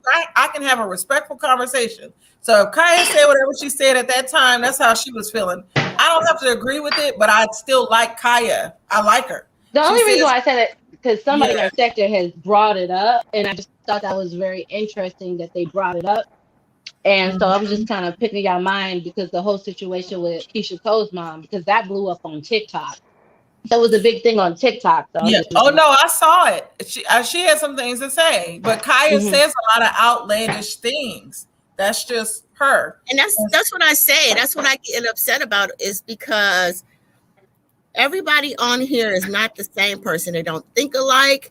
They don't feel alike. You know, they don't like the same people. And that's why I say I like the variety on YouTube. If I don't agree with this person, I have the option to not watch this person and go to the next person. I just, it's not up to me to judge this girl. Okay. It's not up to me to judge other people either. And that's why I say I have a problem with, I'm not on my channel to discuss this person and her personal views because that's her view.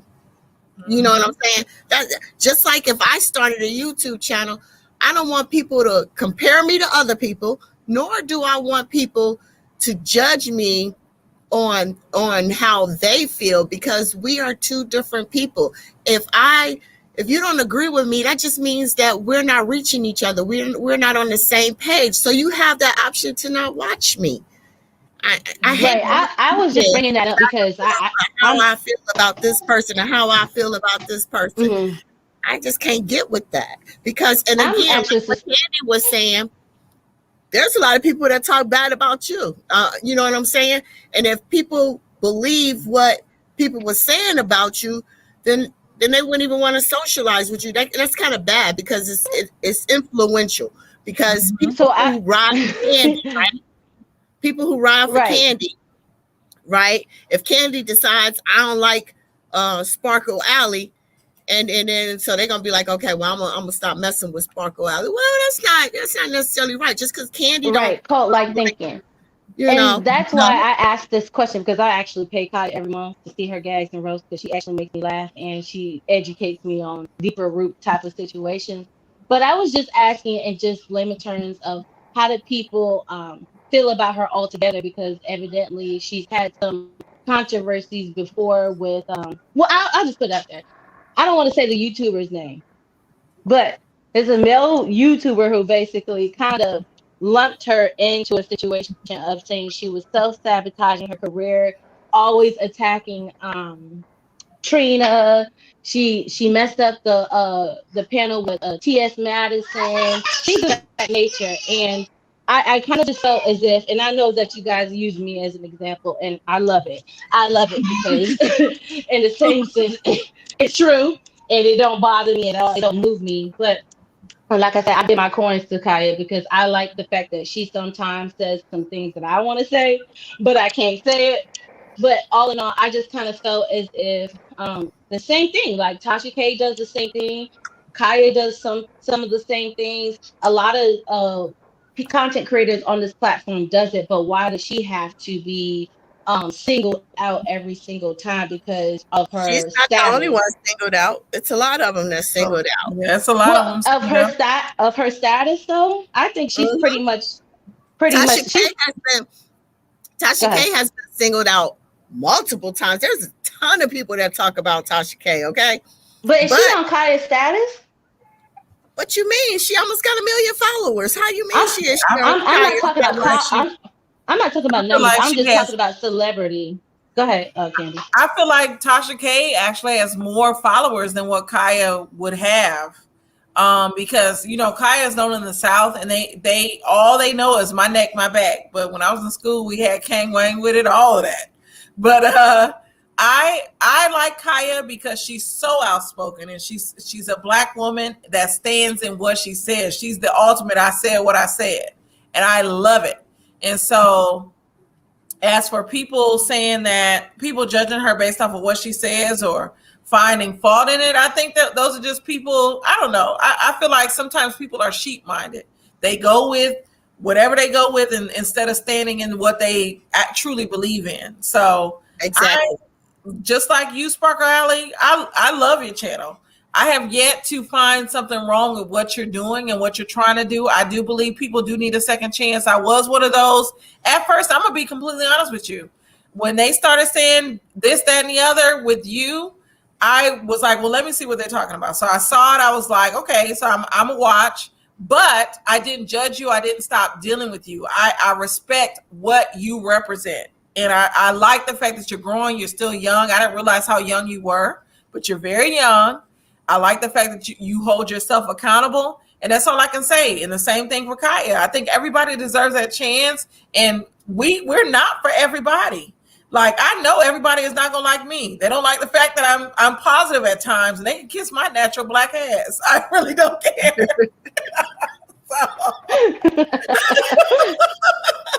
So I'll just say this: I'm riding with you. I'm riding with Kaya. I'm riding with whoever represents their authentic selves, and that's, I'm gonna just leave it at that. Right. And that's my whole point that I say all the time. I say you drive your channel how you see fit. You know what I'm saying? Just because if I don't like what's on your content, I just go to another. But I'm not going to dog you out and try and alienate you or do the council culture thing on you and try and tell people don't go to your channel. That's something I will not do. I don't play that. I don't like that council culture stuff because I think that whatever it is that you have to say, there's somebody that you can reach. There's people that want to see you. And those are the people that you cater to. You ignore all the rest. You cater to the people that actually come to see you and your content and pay attention to that and stop worrying about what other people doing. And like I say, if you're the type of person that want to drive your channel fast and you want to get mixed in with the messy, then you do that. That's your business. That's your channel.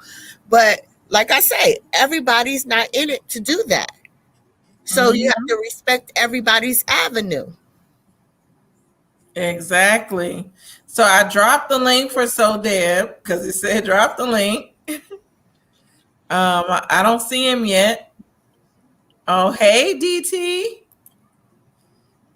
Yes, and we are talking about Kaya, my neck, my back. So I hate that. I know somebody said earlier she fell out with T.S. Madison. I hate that. I feel like they let money or whatever get into the way of what they had going on. And I love both of them. I was so mad about that. Yes. I was so mad. That hurt my heart. I was like, damn. And it kind of divided the community too. Subscribers and fans don't help the situation at all either. You know what I mean? They let their subscribers and stuff help add fuel to the fire. I think a lot of stuff could have been mended if they would just take the time and actually have a decent conversation and get past the anger. But I think now T.S. Madison is on a different level. I don't even know if she's wanting or willing to even mend that. You know what I'm saying? So I don't know. I just think, like I say, let things happen organically. When people get to the point where they're ready to apologize and make amends, they'll do it. They'll let them do it on their own. If we stop talking about it and adding, all this hatred and mixing it in, it starts, building that anger back. It brings it back. It happened. Yeah, Let it go. and that's just the reality that people are not going to stop because that's exactly what almost YouTube has become. Not only in our community, but in everybody's community. People talk about what is going on. Everybody wants to know about hot topics, current events, everything else like that. People want to feel as if they're the new news station for whoever supports them. So unfortunately, it's almost like we have to adapt to people just talking, and you just have to overcome what everybody else is saying about the individual and just come up with your own mindset about things. And that's the challenging part. There's such a cult like following with certain situations that people take the easier route with just believing what's being told to them instead of sitting down, letting it marinate, and then coming up with their own thoughts. Prime example is like what just happened to Tasha K, which I am so surprised that even happened to her, because I thought she was like a bigger channel, more experienced and more knowledgeable and more aware, that when the lead attorney was discussing the case, her winos just, she didn't even see the lead attorney's video. She responded right away. Her winos took that to her and said, oh, he was talking about you, yada, yada. And she didn't even watch his video to get the understanding of what he was saying, because he never talked bad about it. He basically discussed it as if it was a case. And she went with it and came back with that trash video. And then she had to retract it and apologize, because that's when you know she actually watched the video to see he didn't trash talk me, but she listened to her winos, which I thought that she was more advanced, and to know not to just jump out there, with that response like that, and that's what people do. And that's what happens sometimes, we get caught up and flash off and mouth off, and then you got to come back with the apology. But at least she came back with an apology, because I was surprised she even did that. Exactly. And thank you, Kat in the Hat, for subscribing. You are now, I call my subscribers sugar babies. So you're now a sugar baby. But thank you. I love the support, and I hope you enjoy everything that you see. I don't know where So Deb is. He asked for the link. So I sent it. I wanted to hear his opinion. Tasha K had the wine courage. Yes, that liquor courage. When she went off on the lead attorney. And I thought, now the lead attorney is so classy. And it's like, why are you going off on this man like this? Like, and now that you explained to Nikki Pooh, she didn't see it. She just went off based off of her subscribers. So that it makes more sense now. Hey, So Deb. Hey, y'all hear me? Yes. Hey, So Deb. I gotta be an avatar today because I'm in this. I can't believe I'm actually on a live with you. I know. I was like, I want to come on when you said that. Then it's about Spark. I was like, I have to come on to say something. And I want to say this because y'all know I'm probably problematic with supporting people at this point, but I don't really care. Sparkle, I've gotten so many emails and so many inboxes about you, but I ride with you. And the reason why is because, one, you have been very nice to me since I've met you. Two, I've seen you get into altercation on my channel and fix it behind the scenes. And people should hear that. So every time I get a chance to say that, I'm going to say it, because everybody deserves a chance. You know what I mean? And just like Nikki Pooh said, if you don't want to watch it, just don't watch it. But with Sparkle Alley, I'm riding with you because, again, you've never shown me anything different. Thank you, and I appreciate that. And like I said, I don't want to keep saying who I am, because I feel like I should just let my actions speak for myself. Let my actions speak for myself. And it's almost like, because now I have been on the opposite end, I now can empathize.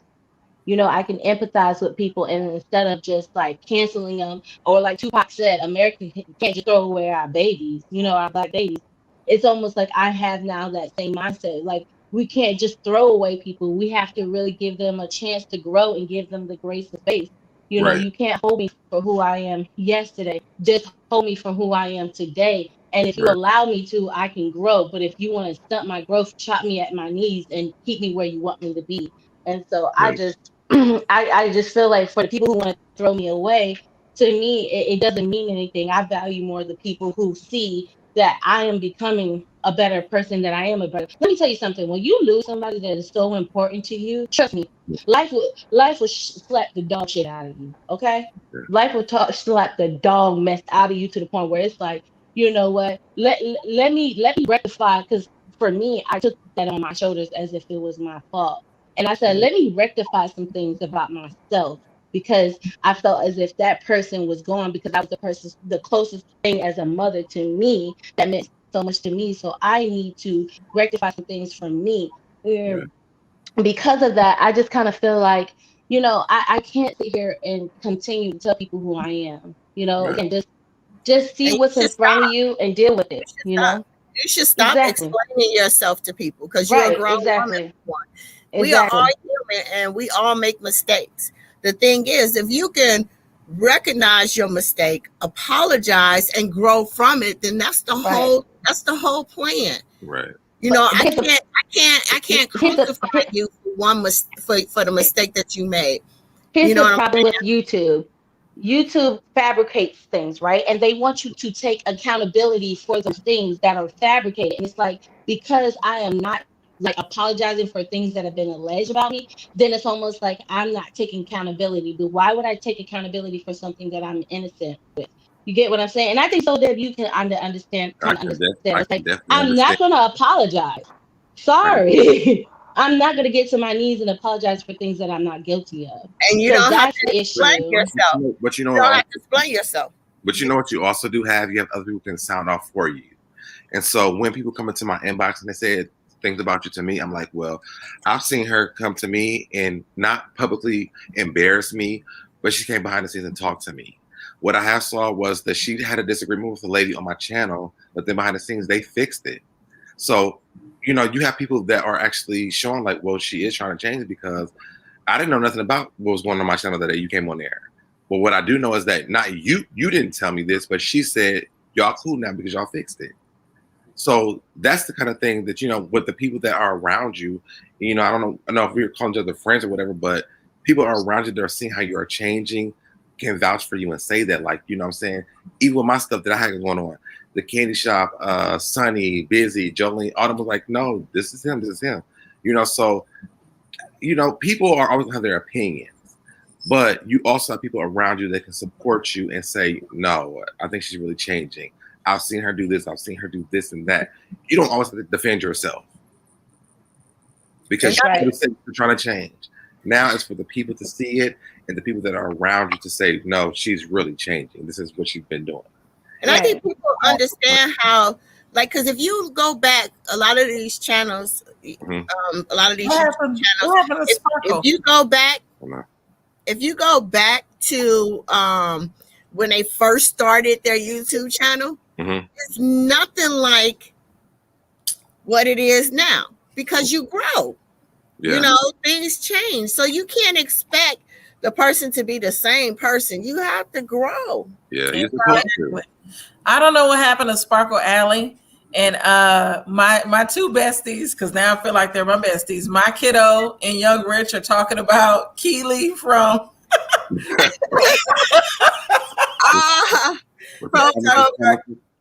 Okay, so Sparkle said her phone died, but my kiddo and Young Rich are talking about Keely from the Encore.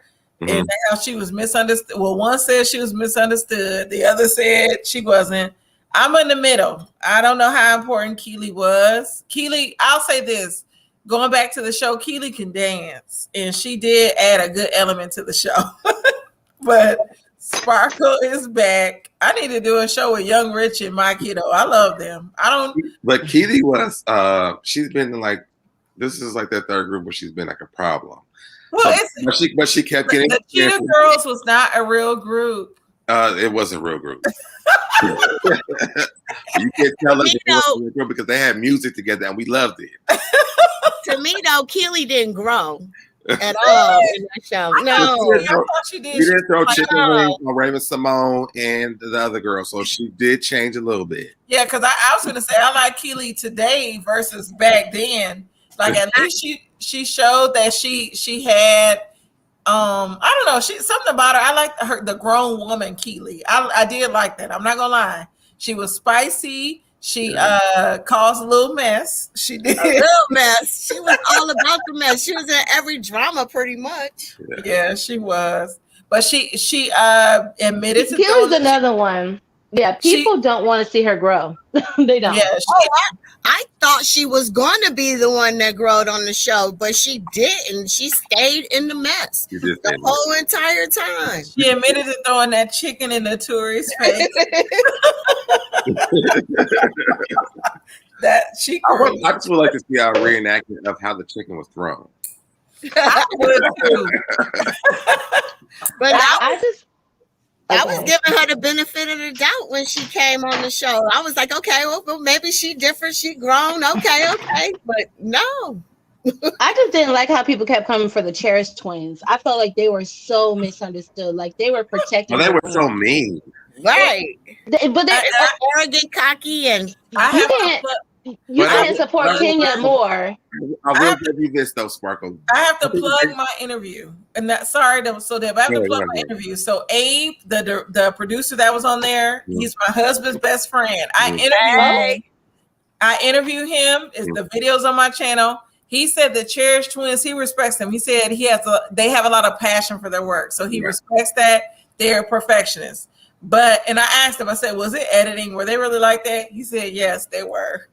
Let me ask you this. So with everything that they have done behind the scenes, do you feel like we didn't really respect them because of what we seen in front of the scenes? Because Cherish wasn't that group. I told him that they were with on that show. I said, how are we supposed to know to check for them? Yeah. I asked him that. Yeah.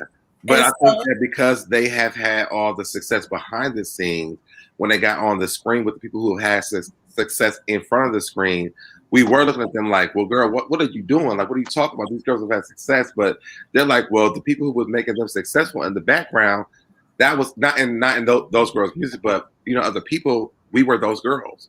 So I think that they definitely had a reason or a right to feel like, I'm that girl, but we just didn't know that because we didn't know behind the scenes what they were doing. Exactly. And thank you, Ibadashi. She saw the interview. She said he was funny. Him and my husband, I need to do a show with them because they're ridiculous at times. So. I just think that issue, which I partly understood with the Cherish girls, is because they're women and women have to fight so much harder in this industry. I just think that they took their anger and frustration out on the wrong cosign. I didn't like when they went after cosign. I just didn't like the fact that with Lamisha and the sister, like I felt as if like the Cherish twins was telling them the truth. Like y'all need to get it together. Y'all want all these parts, but that's not how you encourage a team. That's not how you encourage a team. But the producers would setting them up too, because then they would have Lamisha go and listen to the Cherish twins and tell them that the Cherish twins were talking to them. So you got to consider that too.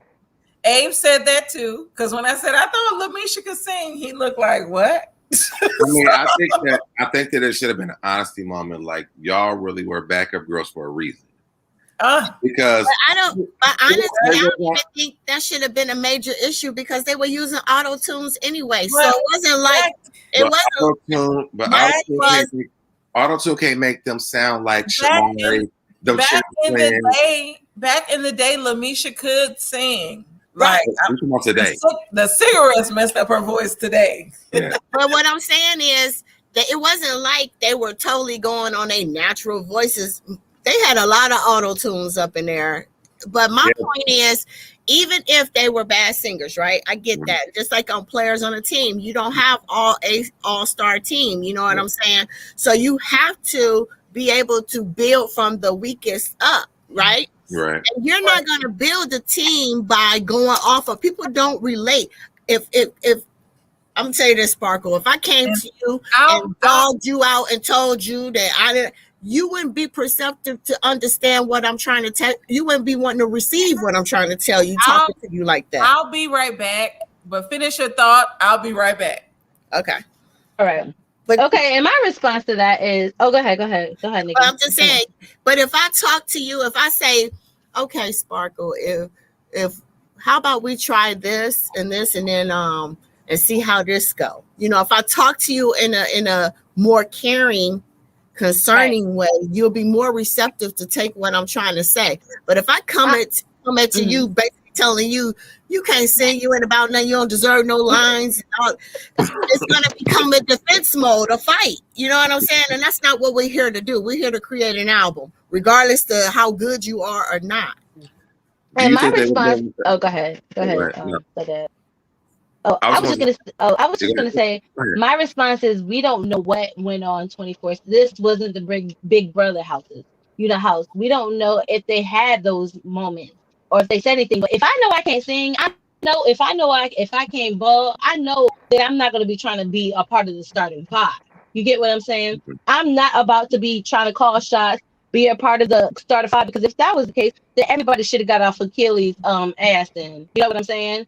If she knew she couldn't sing, she played her position, which was played in the back row, and I'm gonna just tell y'all what to do. I felt as if Anisha was coming very hot. She came in very hot, and she did not want to be as so receptive in some way. So I do think then, it was like it was trying to get spicy, so brought back. Them Cherish twins came in hot and heavy from the time they walked in the daggone door. They had attitude and boss mode when they walked in the door. But I think that they should have, though. I'm gonna tell you why. You may disagree with me.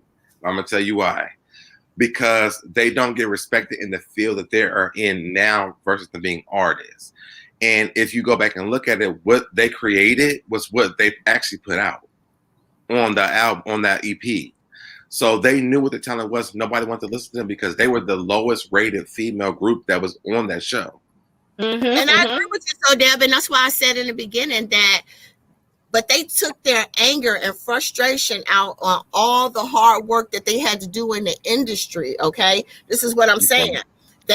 Before they even came to Encore, they already been fighting battles for years, trying to make their name and their business grow in the industry before Encore. And they already had this anger inside of them.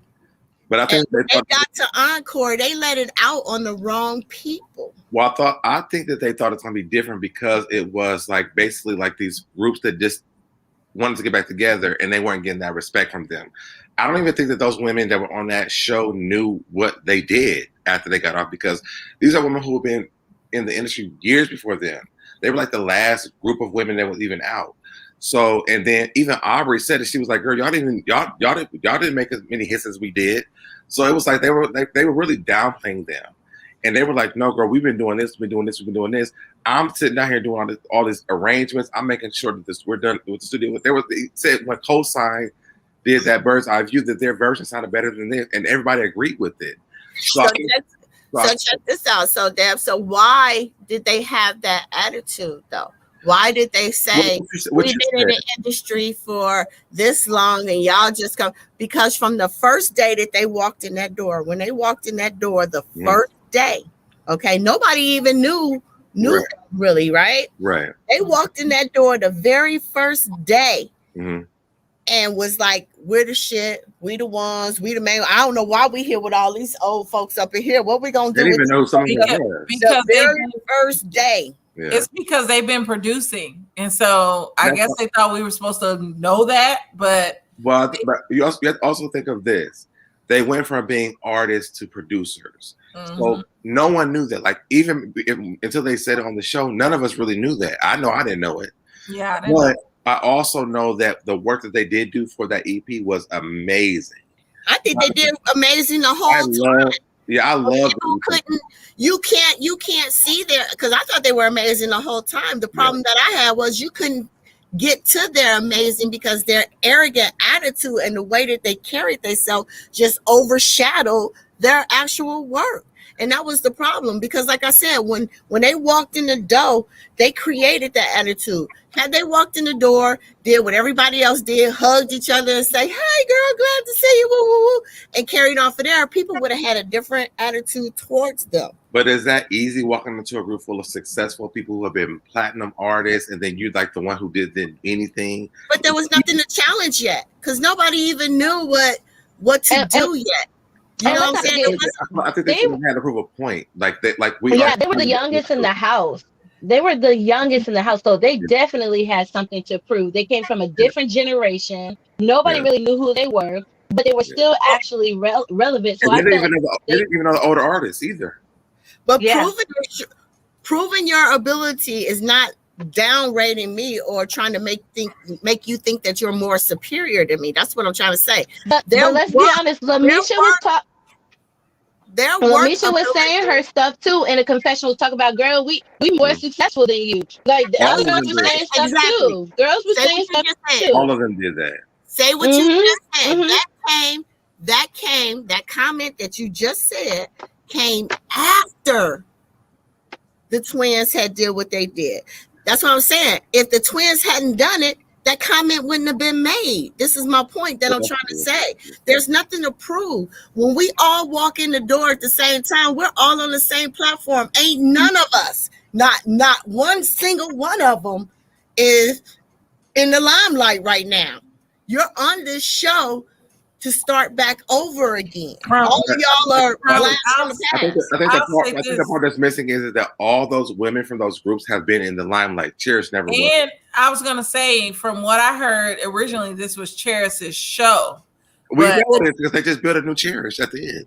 Yeah, they added these other people, but originally it was supposed to be a show based around their group, is what I'm hearing. You can tell. Yeah. Because to be honest, those girls deserve their real chance. Them twins can sing. They can and produce. And produce. But we didn't know about them writing and producing when they had that group. What I do know is I love their first album. I ain't gonna lie to you. But no one knew that, in the real world, because the people that they were there with, they had platinum hits, #1 hits, albums, everything. Cherish never got that. So when they came in, they had something to prove. So can you tell me why Pam was there? I don't know. Oh Lord. I have no idea why Pam was there. Look, I can tell you, Pam was there to say that I'm not gay. I'm not gay no more. That's why she was there. And I'm gonna ask all of y'all this. I feel so sad for Pam because she seems very miserable. Like she seems like she's so sad on the inside. And she blew up on Aubrey, and I thought it was so strange. Yeah. Let me tell you this. Maybe it was the one I was going to figure out why she was there. Yeah. Yeah. I would say with Pam, because you guys, I'm 30, but I still remember the narrative that was behind Pam. Pam was the gay girl out the group. You get what I'm saying? Gay girl. Yeah, and I feel as if she came on the show because if you guys, I've heard it so many times, like she was just basically like, don't touch me, I'm not like that no more. It was like she kept having to feel like she had to prove herself of her sexuality, and honestly, she still gave me that tease. You know what I'm saying? And I just kind of felt like she felt measurable because she put herself in this box instead of just being free as she is and just being happy. She had but to she's now. Not free no more because she's back in the closet. And and they felt more. They felt more trying to cater around her than accepting her because she's not accepting her anymore. That was the saddest part about the whole thing. And I'm sorry, even though she said my favorite word or my favorite slogan, Pam, was put up my time to bring the bullshit. Yes. Oh yeah, that part. And I believe that. I believe that wholeheartedly. She was the one that lied, right? About the whole situation happy at all. Of her ex-husband. You remember she lied? The little girl who went to prison for some years, the light-skinned little girl, and she came out and Pam's ex-husband married her and she made up all those allegations that she was domestically abused. That's Pam. That was just like, last year. So I felt like she had to come on this show. Centoya, is that her name? Centoya? Yes, Centoya Brown. Centoya Brown. You remember Pam was the one saying that man ain't no good. He cheated on me. He put his hands on me. And then a couple of weeks later, she was like, I lied. I made all that up. That man is not who I said he was. So I feel like she came on the show to basically say she a born again Christian and believe me what I tell you. I don't feel like she's ever felt like she's allowed to be herself. And you can, and watching that show, you can tell like she wants to be a lesbian so bad. So bad. And she's so miserable on the inside because she can't be who she is because she feel like she's had to put up for everybody. And that's what people had read her through this entire time because she looks so like she's sick now. Mm-hmm. And she doesn't look happy or anything. She couldn't even say the word hoe. Like, she can say it. She just didn't want to say it on camera. that's what I'm saying, but she didn't want to say it on camera. She looks so miserable. I feel so sad for her. Yeah. Me too. I'm just kind of like, but go ahead. The most saddest part to me was Nivea leaving. I wish she never would Me too. left. Nivea was like the breakout star of this show. Right. Yeah. Exactly. I really loved her interview that she did with Candy. Oh my God. I learned so much from her. I was a really big fan of her when she came out and music. So when she told her story, it made a lot of sense to me about why she's what she is. Right. I inboxed her. I was like, I want you to have everything that you deserve, because I feel like she went through so much stuff. She deserves to really do music and have fun and enjoy it. And I feel like it's a job for her, no more like other people who've done it in her era. She has so much fun music. I hope she come out. I do, because she's a lot of people really got to get into her life. Yeah. This show and that interview with Candy, and I mean, just the situation alone with Lil Wayne, that was sad and sickening. Oh yeah. Yeah. Why is my kiddo so ignorant? My kiddo is a fool. Pam was handsome. When I saw Pam with them high top shoes on with the tongue sticking out and the braids going back, I said that was it for me. That's all I needed to see. She had them braids the entire time. She looked like a whole stud the entire time. Come on and stay out. Look, Aubrey got her hot. That's what the real reason was. Aubrey got her hot. Okay. Hot. Yeah. I don't know, but I can't say that Pam's presence there did keep them ladies from fighting. Yeah, it did, because I believe if she wasn't there, that house would have been towed up. Well, we probably did that to the original 4 faster. Now,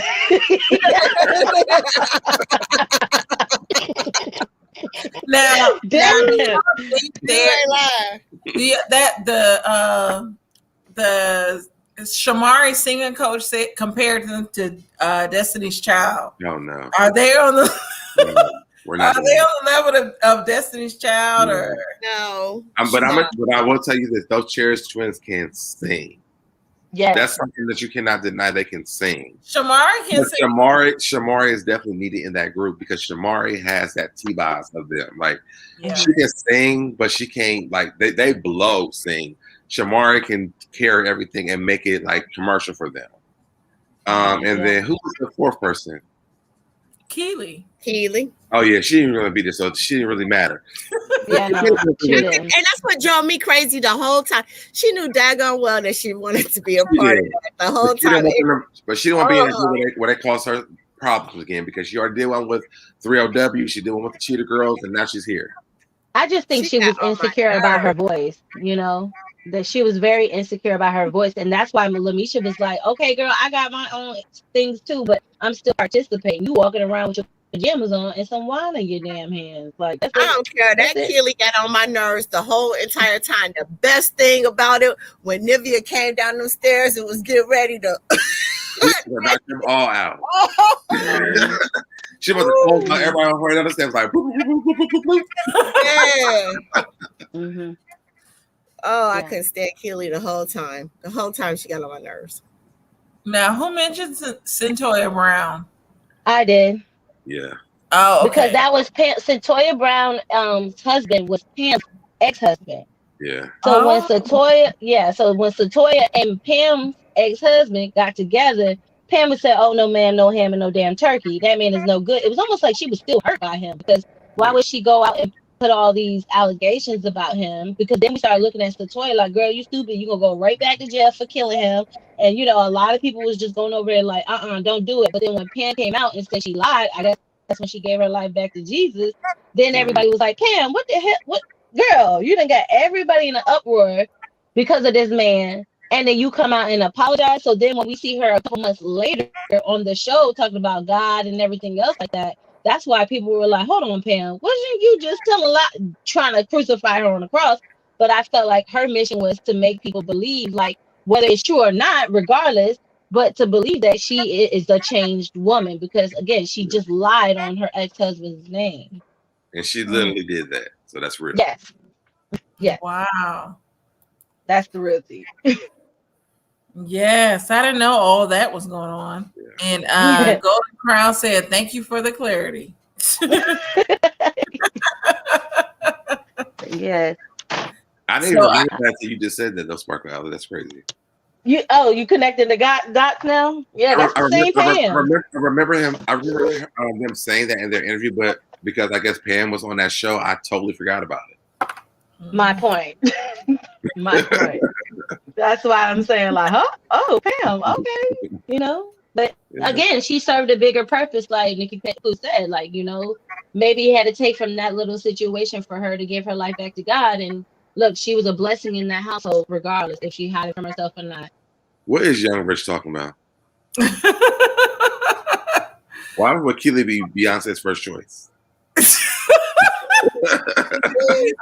Keely.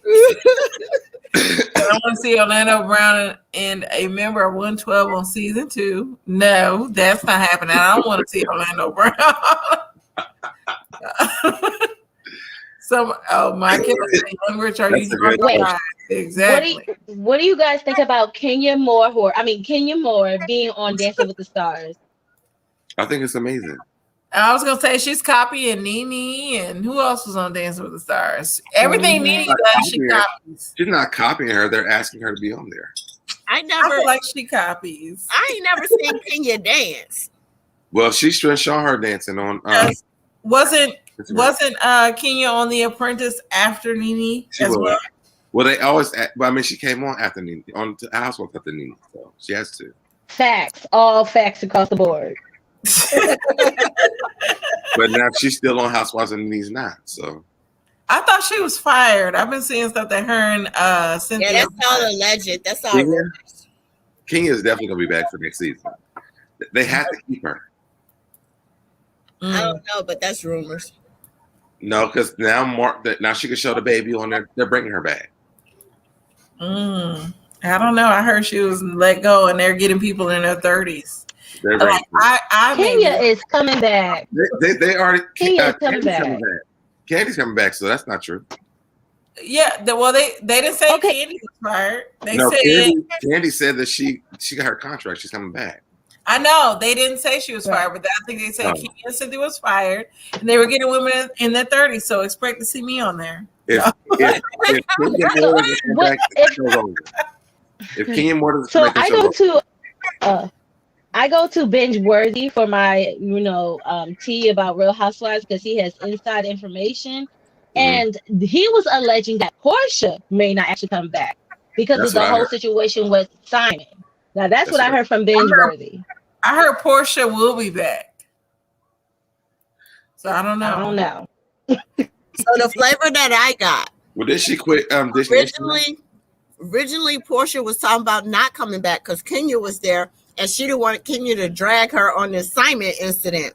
I can't wait. And Kenya's supposed to not come back, so now Portia's supposed to come back. But that's just word on the street. This stuff ain't true. I don't know. Yeah. Kenya got a whole court case with Mark going on right now, and the baby's able to come back on that show. They bringing Kenya back. Exactly. That's a storyline. It's coming back. Exactly. And Portia and Kenya going back and forth about Portia and this man. Portia gonna be back too. I can't wait to see the season. This gonna be the. Well, I hope Nene comes back. They're not bringing her back. Oh, because she sued. Okay, first of all, Candy, the clue should be to the fact that did you see Andy Cohen at Greg's funeral? Nope. No. Oh, he wasn't there? No. And who else did you see? Cynthia. Cynthia was there. No, her sister was there. Her and her sister was there. Look on I don't want to pub another channel, but they had the pictures and they did a scroll. What's the channel? Say it. Shout them out. Kempire. Cynthia was there? Yes, if you go on Kempire, he actually shows the pictures of the actual party. Repast. He shows the pictures and all the pictures. He's scrolling through all the pictures. Even Kim Zolciak and her husband was there. I saw them. Phaedra, Apollo, and his new. Are they married? I don't know. His girlfriend or wife, whoever she is, they were there. Cynthia was there. No, Cynthia was there. So look at all the pictures. I gotta look at Empire. Yeah, it's on there. Because we were looking too. We were trying to see who wasn't there. And Andy Cohen wasn't there. Why do we want Yvonne back? She can stay. I don't want Yvonne back either. Yes, her and I don't even want Eva back, and I loved Eva on Top Model. I want Eva back too. I love Eva. I love her on Top Model, but I didn't like her on Housewives. Okay, maybe that's true. She got a new show on BT Plus too, though. She do. Mm-hmm. With her husband. She even seems like she's supposed to eat all day. It's an actual show. Okay, I would rather have Eva back than Sheree. Me too. What? I love Sheree. Who gonna check me, boo? She ain't said that in over 10 years. I love Sheree. Sheree represents the Midwest girl. Why are we gonna get sleep by Sheree? She comes back. She doesn't have anything going. That's the thing. She's gonna bring the fashions this year. That's Tyrone. Oh, right. She's gonna bring the fashions this year. No, she's gonna bring Tyrone. Are they gonna build his man cave this season? Tyrone can't come here on house arrest. That's what they're gonna build his man cave. He don't live in Atlanta though. He live in Cali, ain't it? Or somewhere. Yeah. Cat in the chat said, would y'all want LaToya back? No. I don't want LaToya back. I don't like her. I was like, LaToya Luckett? No. LaToya forever. No. I would love to see LaToya Luckett over there though. Yeah, LaToya Luckett, yes. But she's on wasn't she on the Family Hustle? They canceled that. That's over. Well, I would like to see her on Housewives. She can replace Drew Sidor. LaToya Luckett would actually really be good on that show. Yeah. She would be really good there. She can definitely replace Drew. Mm-hmm. Let me go right handy. What you say? Let me go right handy. Sheree would be great on Love and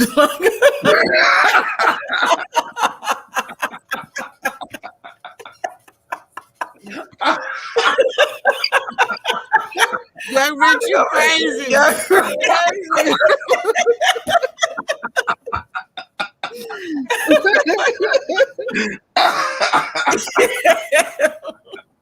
Yes, I agree, Young Rich. She said Sheree will have a fashion show with no fashions. She already had that, so she better bring them fashions. I think Sheree September, November, fall, spring, whatever. Fall, summer. That's what she said. I think Sheree and Robin should get together and build that fashion line. That way that they can pretend like they selling those hats out of shoe boxes from She by Sheree. Now that's one picture that I didn't see. I didn't see Dwight at Greg's Repass. Oh, I didn't see that either. Or Derek J. Or Derek J. was there. I didn't see Lawrence, and I didn't see Dwight, but Derek J. was there. I didn't see Derek J. But okay. If you did have to bring one housewife back, who would it be though? Lisa Wu. Yeah, I'm bringing back the Sean Snow because nobody showed up. I like her, and she needs another chance. She got a real chance. So this is the question: Is Deshaun Snow? Are they married? They divorced, right? They're divorced. But she had money. But what is she doing? I mean, I haven't heard anything about her. It would be good to see what she's doing now. Yeah, like the new Cynthia. Yes, I'd rather see Deshaun Snow. But that little auction was hilarious when nobody raised no money. Yeah, that was. And I'm sorry, I love me some Cynthia, but I'm sorry, what is her purpose on the show? Well, I feel like they said that they said that like her whole story had rolled through. You know, she came on, she married Peter, it was bad, and now she got her whole man, and she's good. So like she's like exuded her role on the Housewives show. She can retire as like one that actually made it out. Yeah, because I'm sorry, I don't want to see the Mike Hill. I would rather see Cynthia's daughter's storyline than Cynthia. I'm sure her daughter has more of a storyline. So they're supposed to have the kids special. Did that come out yet? Because they came out. They did Watch What Happen Live. Oh, okay. Well, Mackenzie said Sheree should apply for Project Runway. I don't know what Sheree does. Is she designing? Well, you can't do a fashion with no fashion. Yeah. Oh, and I do want Phaedra back. I don't want Phaedra back. I love Phaedra. Phaedra Everybody, got big headed, boy. She done everybody got that new for face. that read she She did. too fake now. She ain't real. She fake. Yeah, Everybody, exactly. She done got big headed. they celebrate her for that read that she did for Kenya, but that's the only read she really had. Phaedra lied so much before that. People forget about this because she read Kenya. She lied so much before that. And now everybody's like, well, we want Phaedra because she read Kenya, but she lied so much before this. She also, I mean, I would rather have that girl who wrote that book about her and Apollo on there. Oh, I don't like that lady. The Republican lady. What's her name? The She's one Republican. she wrote that book. Candace? Her. No, not Oh, Candace. no. She wrote that book on Phaedra. Mm-hmm. Oh, I know yeah, she yeah, did. yeah. Stanton, something Stanton. Angela Stanton. Angela Stanton. Angela Stanton. But I love Phaedra because she read one good read and everybody loved it. Kenya the Filth. That's all that mattered. If you want to get a good read, put what's the girl's name? Selena Johnson on there. You think she can read? She read better than On Diva on the Diva thing, she read for Phil. She read Kelly Price for Phil. No, it was Nikki Gilbert. Nikki Gilbert, yeah. I have to go back and watch. Angela Stanton. Watch my TikTok. That Jason Lee Mama. Wait. I actually one redid that called Jason Lee Mama Crackhead. What'd you say? You can watch the read on my TikTok because I redid it on TikTok. I have to see it, but I love Phaedra. Phaedra is so smart and an attorney. She needs her own. Excuse me. She needs her own YouTube channel. She wasn't too smart. She wasn't. What made her not smart? She? Okay. I gotta. She shouldn't have did what she did. She still would have been on Atlanta Housewives. Yeah. Well, I heard she got the rumor from Carlos King allegedly, and I have the allegedly going. And he was the reason why all that stuff went down. It was him that brought that to the forefront. Yeah. And the rumors about Kandi, I heard, are not fictitious, especially with the T.I. and Tiny situation. Okay, so we all know. Mm-hmm. I don't think she got no dungeon. No, I don't. We all know she got that open relationship. I mean, but all that is known stuff. They just added more flavor and tea to it to make it more hideous. I mean, it was to the point. Now you're making it criminal. Now you didn't took it from. I absolutely do believe that Kandi has that dungeon. I do, because that's been floating around. That thing been floating around before those came out. Those allegations came out, and because this T.I. and Tiny situation, she got that damn dungeon. She just capitalized on it, just like she said, "I know how to turn lemons into lemonade." That's all she did. She told on herself that tagline. She needs to turn that 3L gang, whatever her little restaurant is here, she needs to turn that into lemonade because it's not good. Oh, I heard about OLG. I heard about OLG. Yeah, OLG. Well, the roaches like it.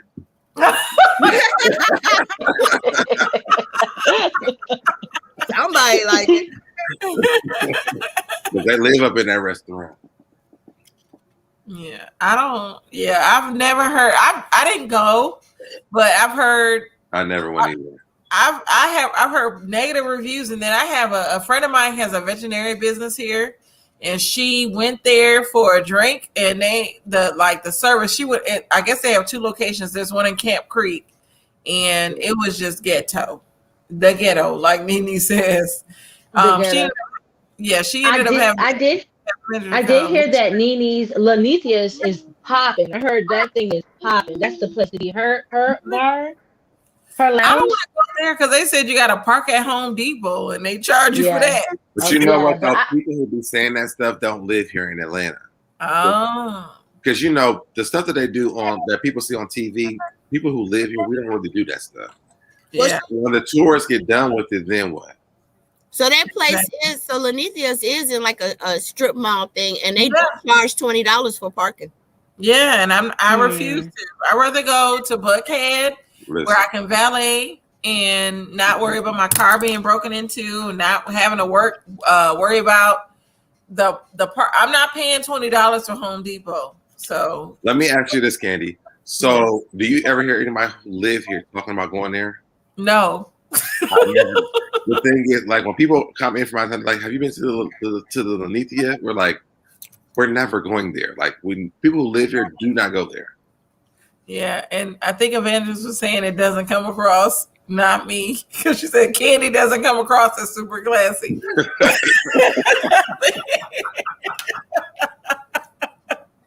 I think she was talking about Lenithia's. But yeah, Nini's Club. I refute with the location.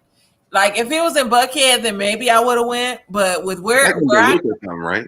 yes, in Duluth. We're never going to get it. Yeah, I'm not going because I could have went to Barnacles. Wasn't the other club that was here? Did she sign over the club to her son anyway? Isn't it really technically his with her name on it and using her promotion from her name and stuff? Isn't that her son's place, Brandon?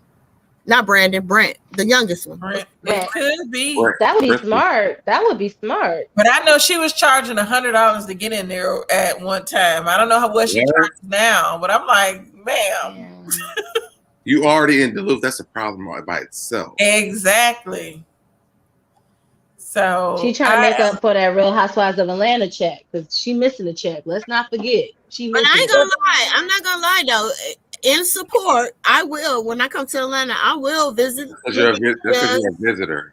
Right. See, it's better places to go in Atlanta, and I'm not saying I'm not going for a good play. I'm going just to support. I'm just going to say I've been there and I supported them. That's all. I'm not going for. If I'm going for some good food, I'm definitely gonna be finding top. When you think about it, the housewives are not the only reality stars here. Yeah. Exactly, and I'm gonna go to as many as I can. That's my point. That I'm saying is that you can't have like a club as a tourist attraction because tourists don't tour all year around. Right, I understand. I understand. You know, you like I said that on the channel. Same thing. As a business, you want your steady customers because those are the ones that keep you thriving and keep you on top. It's your steady customers. So Nikki Pooh, if you ever come here, link up with me. I'm gonna tell you. We're gonna go some places, and it's gonna be worth your money. It's gonna be fun. I've been to Atlanta before a few times, right? But Lenithia's and all these places didn't exist when I came there. You ain't gonna want to waste your money on Lenithia's when you go where we go. I'm gonna tell you where I did go that I loved, which was Trina Braxton's bar. That I love. It was it Trina? It's Trina, right? That's closed. Oh, it's closed. Wow. Is Highland Bakery still open? I want to go somewhere fun. Highland Bakery. Y'all make sure y'all talk to Sunny. Yeah, because me, Sunny, and Sodeb, I'm gonna put it out there. Yesterday we went to Reverb, which is Hard Rock Cafe, Rooftop. Oh, that was so fun. Sunny and W1, they love rooftop places. Yeah. Right. Every time we go, I've been out with them. I went out with them 3 times. I've never been in Atlanta at all. And I've went out twice. Had a ball with them. Like when you go with Sunny and W1, you gonna have a freaking fun time. Yes, and we're supposed to go out next week. I think my husband can join us this time. So I mean, a date, so I don't have to be like by myself. Bring a date, and so Deb, make sure you're positive because yesterday when we went out with Deb, you seemed so down, and I felt so bad. Well, let me tell you this: so you know what brownie that she gave me yesterday? Don't bring that up. I was gonna say something. I had to call her today. I said I forgot to even call her. She kept on saying they're gonna hand a minute. When I got home, it all hit me at the same time. I bet. And I was like, oh, I had to go to bed. I bet. So yeah. No, Sunny and her husband will have you in some nice places. But yesterday we went to the Hard Rock Cafe Reverb Rooftop. I took some pictures. It was so nice. The drinks, the atmosphere. Yes. The first time we went why don't you do a short video on it? We should have did a video. Yeah, we did. We should have. I took some pictures. The first time I went with her, she took us to Kings and Dukes. Amazing place. Mm-hmm. And then the second time was Estrella. Estrella was really nice. That's a rooftop.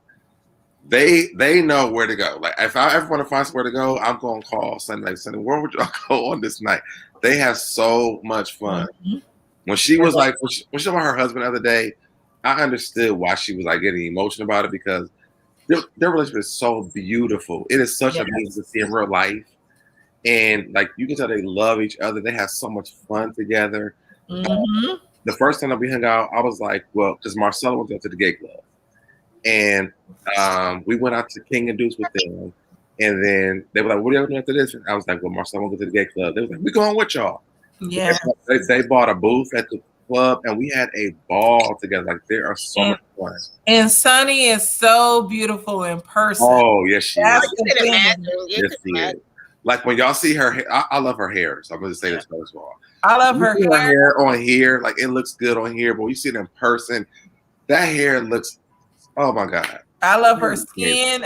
She's such a beautiful person overall. Yes. And just to be in her presence is wonderful. Not to just pump her up, but sometimes Black women need their flowers. Yeah. I'm gonna tell you that. And she's a Black woman that deserves flowers. She is a beautiful person inside and out.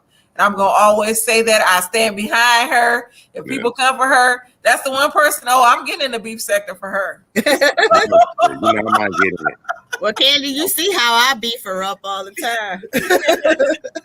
So every time that she feels like I'm down, like she will call me and be like, "Let's go out. Let's have some drinks together." Like, she always does that. That's why I love her so much. Even though she put me in timeout, I still pump her up. So if y'all ever come to Atlanta, definitely link up with us because it's a definitely a party. It's fun. It's we are no judgment zone. I'll say that. So is that Highland Bakery open still though? You ever heard of that? The Highland Bakery? No. Oh my God. That was the best breakfast ever. Wow. I have to check it out. I don't know if it exists, Candy, because I'm telling you, it's been a long time since I've been to Atlanta. I've been there like 2 or 3 times, but it's been years. Yes. I haven't heard of it right now. Brunch wise, I know people. Miss Mary Max. I'm always hearing about that. I've been there. I've been to Mary Max. I've heard about that. And Mary then, Max, so a lot of people don't like Mary Max. Really? Yeah, I've heard that too. I haven't been yet. When my parents came, I took them there. They liked it. Yeah. But they're also from up north too. So, but what? Maybe it's another cafe. Busy Bees Cafe. I heard is good. I don't like Busy Bees. Really? It's so small and like it's really, really, especially during COVID. I would never go in there. It's very small. Well, when COVID is over, I like Edgewood. Okay, so let me answer this, Young Rich. So Mary Max is actually an old tea house during slavery time where I think it was like Black and white women got together or something like that. And it's Mary Mac. Yeah, Mary Mac. So they give you like the whole history of it. I think I appreciated like what Mary Mac is. And my parents love the food. I mean, the food was good to me too, but it was really in a great time. So I actually took a date. I took one of my dates from out of town there, and they liked it too. No, I like when COVID wasn't going on. I like going on Edgewood around Martin Luther King Drive, and I used to go to what's the one they had it in Chicago? What is it? The Chicken and Ice Bar. I forgot the name of it. Are you talking about? Oh man, God, what's it called? That's not on Edgewood though, is it? It is. It's on Edgewood. It's I'm gonna look it up. Roscoe's Chicken and Waffles? No, it was Chicken and Ice Bar. Let me see. It originated in Chicago. Are you talking about Harold's? Yes, Harold's Chicken and Ice. That's not on Edgewood though. I thought it was on Edgewood. No, that's over there by the Marriott Marquis. No, they have one on Edgewood too. That's right by Edgewood, but it's okay, Candy. Harold's Chicken is not. It's like a fast food joint. It's not necessarily a restaurant. Here in Atlanta is Harold's Chicken and the Ice Bar. So it's like a sit down place with you can do hookah. It's I know there's a Harold's Chicken. No, I'm gonna look it up. Harold's Chicken and Ice Bar. I'm gonna tell you where it's at. Cause I went right before I had my baby in COVID. I went there and it was on Edgewood, which was the street. Yeah, so Deb, it came up. Look. Let me look up Harold's too. Look, that's like it says 349 Edgewood Avenue, Atlanta, Georgia. Hold on. Okay, I'm gonna look up Harold's though. But it was Harold's. There's a Harold's Chicken and Ice Bar. They Nikki Pooh here. They make it like a little club atmosphere, and I would do brunch there, and so you can get like all. Maybe they moved it then.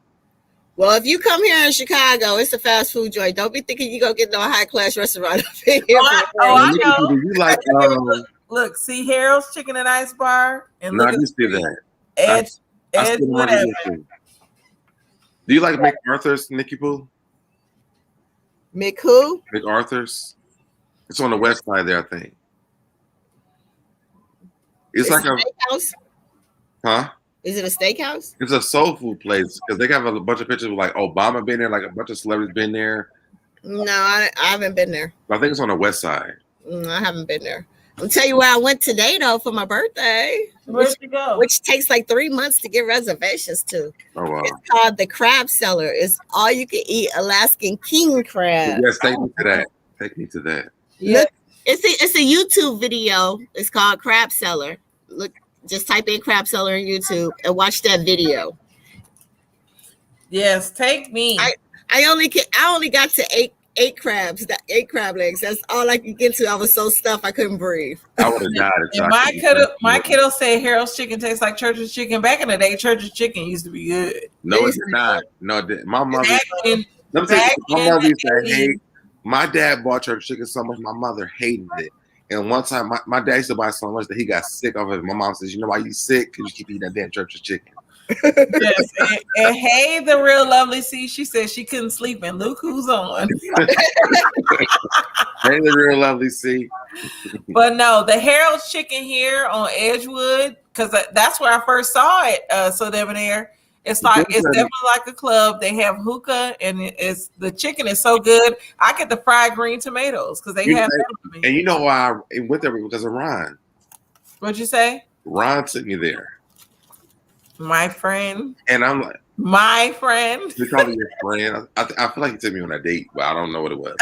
But when he took me there, we went there because he was like, he wanted to try some spicy chicken or something like that. I was like, okay. But it wasn't on Edgewood. It was like right there by that, the Marriott Marquis. Oh, they have 2 locations though. They have more than 2. Well, I've only seen 2 or 3. But answer this, so Deb. Young Rich says so. Is the Atlanta gay clubs really as wild as people say it is? I don't think so. I don't think so. I think that when people come to visit from out of town, they fight and then they put it on the internet. Yeah, Atlanta is not as wild as people would think it is. When we don't have visitors, we're actually really cool. Yeah, it's not what you see on the internet. And there's so many places to go. Like. It's so many places that I don't understand why if they do have fights, why there are fights because people that visit here think that that's what we do because that's what they do when they get here, and then they put it on the internet so everybody thinks what happens here. But on a regular day, we don't see when I go to Bulldogs, one of the gay clubs, I've never seen a fight in my life ever, unless I see it on the internet while there were people here from out of town. But normally, we don't go out there those times. Well, all the places I've gone to, like I've gone to Crew before I knew it was Dennis's, Portia's man's restaurant. Mm-hmm. I would go there. That was nice. I went to Boogaloo, which has the swings. Oh, I've been there. There was no fights there. I went to a lot of smoke. Sweet Lounge. Sweet Lounge is nice. We should go there one weekend. Yes, I didn't know you like Sweet Lounge. Yeah, that's the only straight club I ever even go to. Do you? So I was gonna say, do you like Seavis? Seavis is not too far from that. I've been there before too. Yeah, I like Seavis. You gotta wait that long line if you don't make it. Like Seavis is a little bit of lot. That's that hookah bar, right? Yes. Yeah, I just don't want to like wait in that line. Then all the time you can't sit everybody down. I've never had to wait in line. So when you going during the week? No, I've gone on a Friday and a Saturday. Really? Maybe I went early. I never had to wait in line. When we went, we can't even all sit together. What? Well, I heard they don't seat you until you have your whole party is there. Yeah, when they get there, then they separate you because there's not enough seats for everybody. So if somebody told you guys that so my plan is when I retire, my plan is to move to Georgia. I just don't know where in Georgia I want to live. I know it's not Atlanta though. I want to be. You should look at Roswell. You should look at Alpharetta. Yeah. Even if you don't want to really be in the city, what is this? Something Springs. Lithia Springs. There's I visited I visited Conyers, and I really like Conyers too. And Conyers is that's not bad either. People that don't want to live in the city, those are places they move to. I was gonna say I don't live too do far not from move to Stone Conyers. Mountain though. Yeah, don't go oh to Stone yeah. Mountain. Don't go to Stone Mountain. Oh, I that's live in the suburbs, very east, like going towards Athens. I'm not telling you where I live, but I don't live in Atlanta, but I live in the suburbs. I live in Atlanta. yeah. I actually worked at the TGIF Fridays in Stone Mountain in that mall, and that was something that was an experience that was very different from me for me. So Stone Mountain is not the place to be, not the place at all. Good. Yeah, I live in Very hood. I live in Bankhead. Oh, okay. South side is Bankhead considered South side? West Side. West side, okay. Southwest. So I'm east, going past Decatur where it's greater, as they say here. So yeah, I live what way- did you guys think about Tucker? Brookhaven is nice too. Think about what? Tucker? I think it's Tucker. When I Tucker's visited good. my friend recently. Tucker, Norcross, that's still It's like way out the city. Mexican land. No offense to the Latinos. You think so? Okay. I still think there's a lot of black people out there. It is, From but what I that's saw. still, it's a lot of Latinos. I haven't seen it though. I just know that I don't want to be like by the water, like Savannah, whatever, because I ain't trying to deal with. You're not close. I want to be somewhere where I have a little bit of land, quiet, because this is retirement thing, and I want to be able to drive to Atlanta when I want to. Then definitely look at Marietta or Alpharetta. Yeah, Alpharetta. Those are those Nikki, if places to look at. If you don't Smyrna. mind me asking you, because we see a lot of things about Chicago on the news. I mean, a lot of things that they depict is Chicago, like, well, I guess it would be the South Side. Excuse my ignorance. I went to boot camp in Great Lakes, but after that, I left. But Chicago is just like Atlanta, so think about whatever the news depict is the same way in Atlanta. The South Side and the West Side. People don't know the West Side is black too. Yes, yeah. Growing up, I'm from Milwaukee, and growing up in Milwaukee, there was a South Side percolator and a West Side percolator. It was two different dances. I'll say this: I didn't grow up in Chicago, but I grew up in Milwaukee. In Chicago, everybody in Milwaukee was from Chicago, and they talked about Chicago like it was the best thing since sliced bread. And I used to be like, "Why don't you take y'all asses back to Chicago?" Right. So I don't think it's that bad. When I became an adult and going through college, Chicago was good for architecture. It's a lot of beautiful places. Chicago is a nice city to live in up north if you don't mind the cold. And if you if that mall that everybody was talking about, isn't that where the late rapper FBG Duck passed? So it's like they're saying like everywhere you go now it's happening everywhere. And I don't, like I said, even some of the things they say about Atlanta, like, so that's not all true. So I'm just trying to think. I watched the show The Chi. You know, I've lived in Chicago because of my military training and my boot camp was there. But I was just asking, like, a lot of the stuff that we do see with what is it, Governor Lightfoot? Is that all true? Like, is it true like that? I mean, if you come here, you're talking about malls. Until you go to Atlantic Mall, nobody who lives here really goes there. Yeah, and back when I was in college, they used to say that was the Alphabet Mall, the gay mall. Yeah. When I was Lenox Mall was? Huh? Lenox Mall? Lenox Mall was the gay mall about 20 years ago when I lived here. I don't know a gay that goes there. You said you don't go there? I said I don't know a gay that goes there. That used to be the gay mall back then. So, you know, I lived here like 10 years ago with my ex. We moved. This is my second time living here. Even back then, people weren't really going there. They were saying that that's where the celebrities were at. At Lenox Mall? Well, 20 years ago, this is 2001, 2002.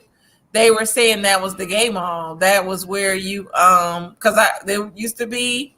Midtown is gay, where the gay is at. So that'd be like a renovation.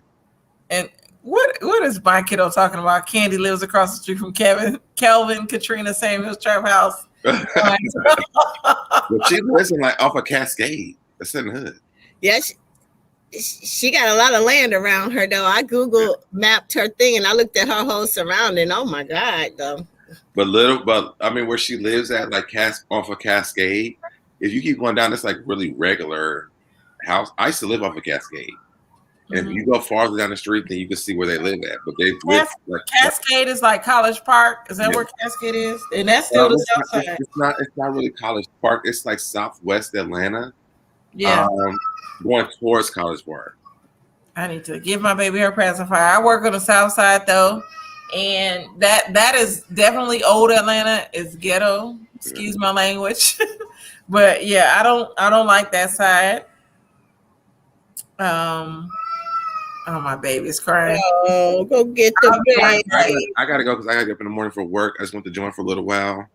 But I'm excited to be on the panel with Nikki Pooh and Ali. And I love you, can't you? So I'm gonna get off here because I got a 12-hour shift tomorrow. Yes, I understand. But Sparkle and Nikki Pooh talk for a few minutes. I'll be right back. All right. Bye, y'all. All right. Bye. Sweet dreams. Yeah, Nikki, but I was just saying, like, with everything that's because I always check up on like the news, especially in like Chicago. I don't know why I'm so intrigued with Chicago, but I love the places that I visited, the food places, just the things that you can go and do. So I'm just thinking to myself, like, has it always been like this? Because I do watch documentaries, or is it just getting worse as the days go by? So it's just like any place else, right? So Mhm. news is dry. It ain't really much nothing to talk about, right? So every little thing that happens, they blow it up. Okay. You know what I'm saying? But it's not to say that things are not happening in Chicago. Chicago is huge. It's huge.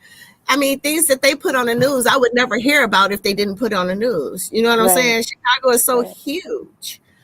And it's like anything else. Depending on what's going on at that time, stuff happens. So it kind of makes it look bad, but they do the same thing to Atlanta. You know what I'm saying? Yeah. Some people, if you follow some of their news, you would be like, shoot, I ain't going to Atlanta either. They stealing cars, jacking them, and in broad daylight. It's the same thing. I'm from the DMV. I'm from the DMV, so if you ever watch The Wire, I mean, it doesn't give Baltimore, the best look either. So, but all Baltimore is not like that. So, that's why I asked, because I mean, I was there in 2011, and from what I've seen, it was a lot of good to it. Really, it was a lot of good to it, but at the same time, the thing about Chicago is you could come here 1 year and then 2-3 years later, you'd be like, dang, this has changed, because it's always changing. Right. The restaurants is never the same. I mean, you'll see a restaurant that's been here for 10 years or whatever, and then all of a sudden it's something else different. I mean, it's just always evolving into something else. So that's why it's the big city. And the same thing in Atlanta, because like I said, there's restaurants that I liked when I went down there. They're not even there anymore. Why? I don't know. I mean, it's rare to find a restaurant that's been there for 50 years. You might find on the north side in a smaller area, you might find, especially a pizzeria joint, you might find one that's been there it's a family business that's been there for a long time. But for the most part, these restaurants turn so quickly. Yeah, I agree. J.R. Crickets is one that's been here for a while, because Atlanta is known for its wings. In regards to food. So I know J.R. Crickets is one of the original restaurants that was open for a while. But yes, this was definitely fun. I'm gonna end it here because my baby is crying and I broke my nail getting to my baby. So I don't have anything else to say. Do you ladies have any final thoughts on anything that we've talked about? No, it's been real. Like I said, my belly is full. I've like I said, look at the video for Crab Cellar, CELLAR for Cellar. The price is not the same. That video gonna say is $69.99. No, it's not. It's $120 per person to start. But you'll get the idea, the gist of what it is. That's still the same. So, and I'm gonna look up that Cat Williams video too. oh yeah, that's hilarious. Right. But nice talking with you, ladies. Yes, Nice talking to you as well. Thanks for, Hey, everybody in the chat. Thanks for all the comments. Nice kicking it with y'all. thank you for joining. Sparkle Alley, do you have anything you want to add? No, just thank you guys for the information.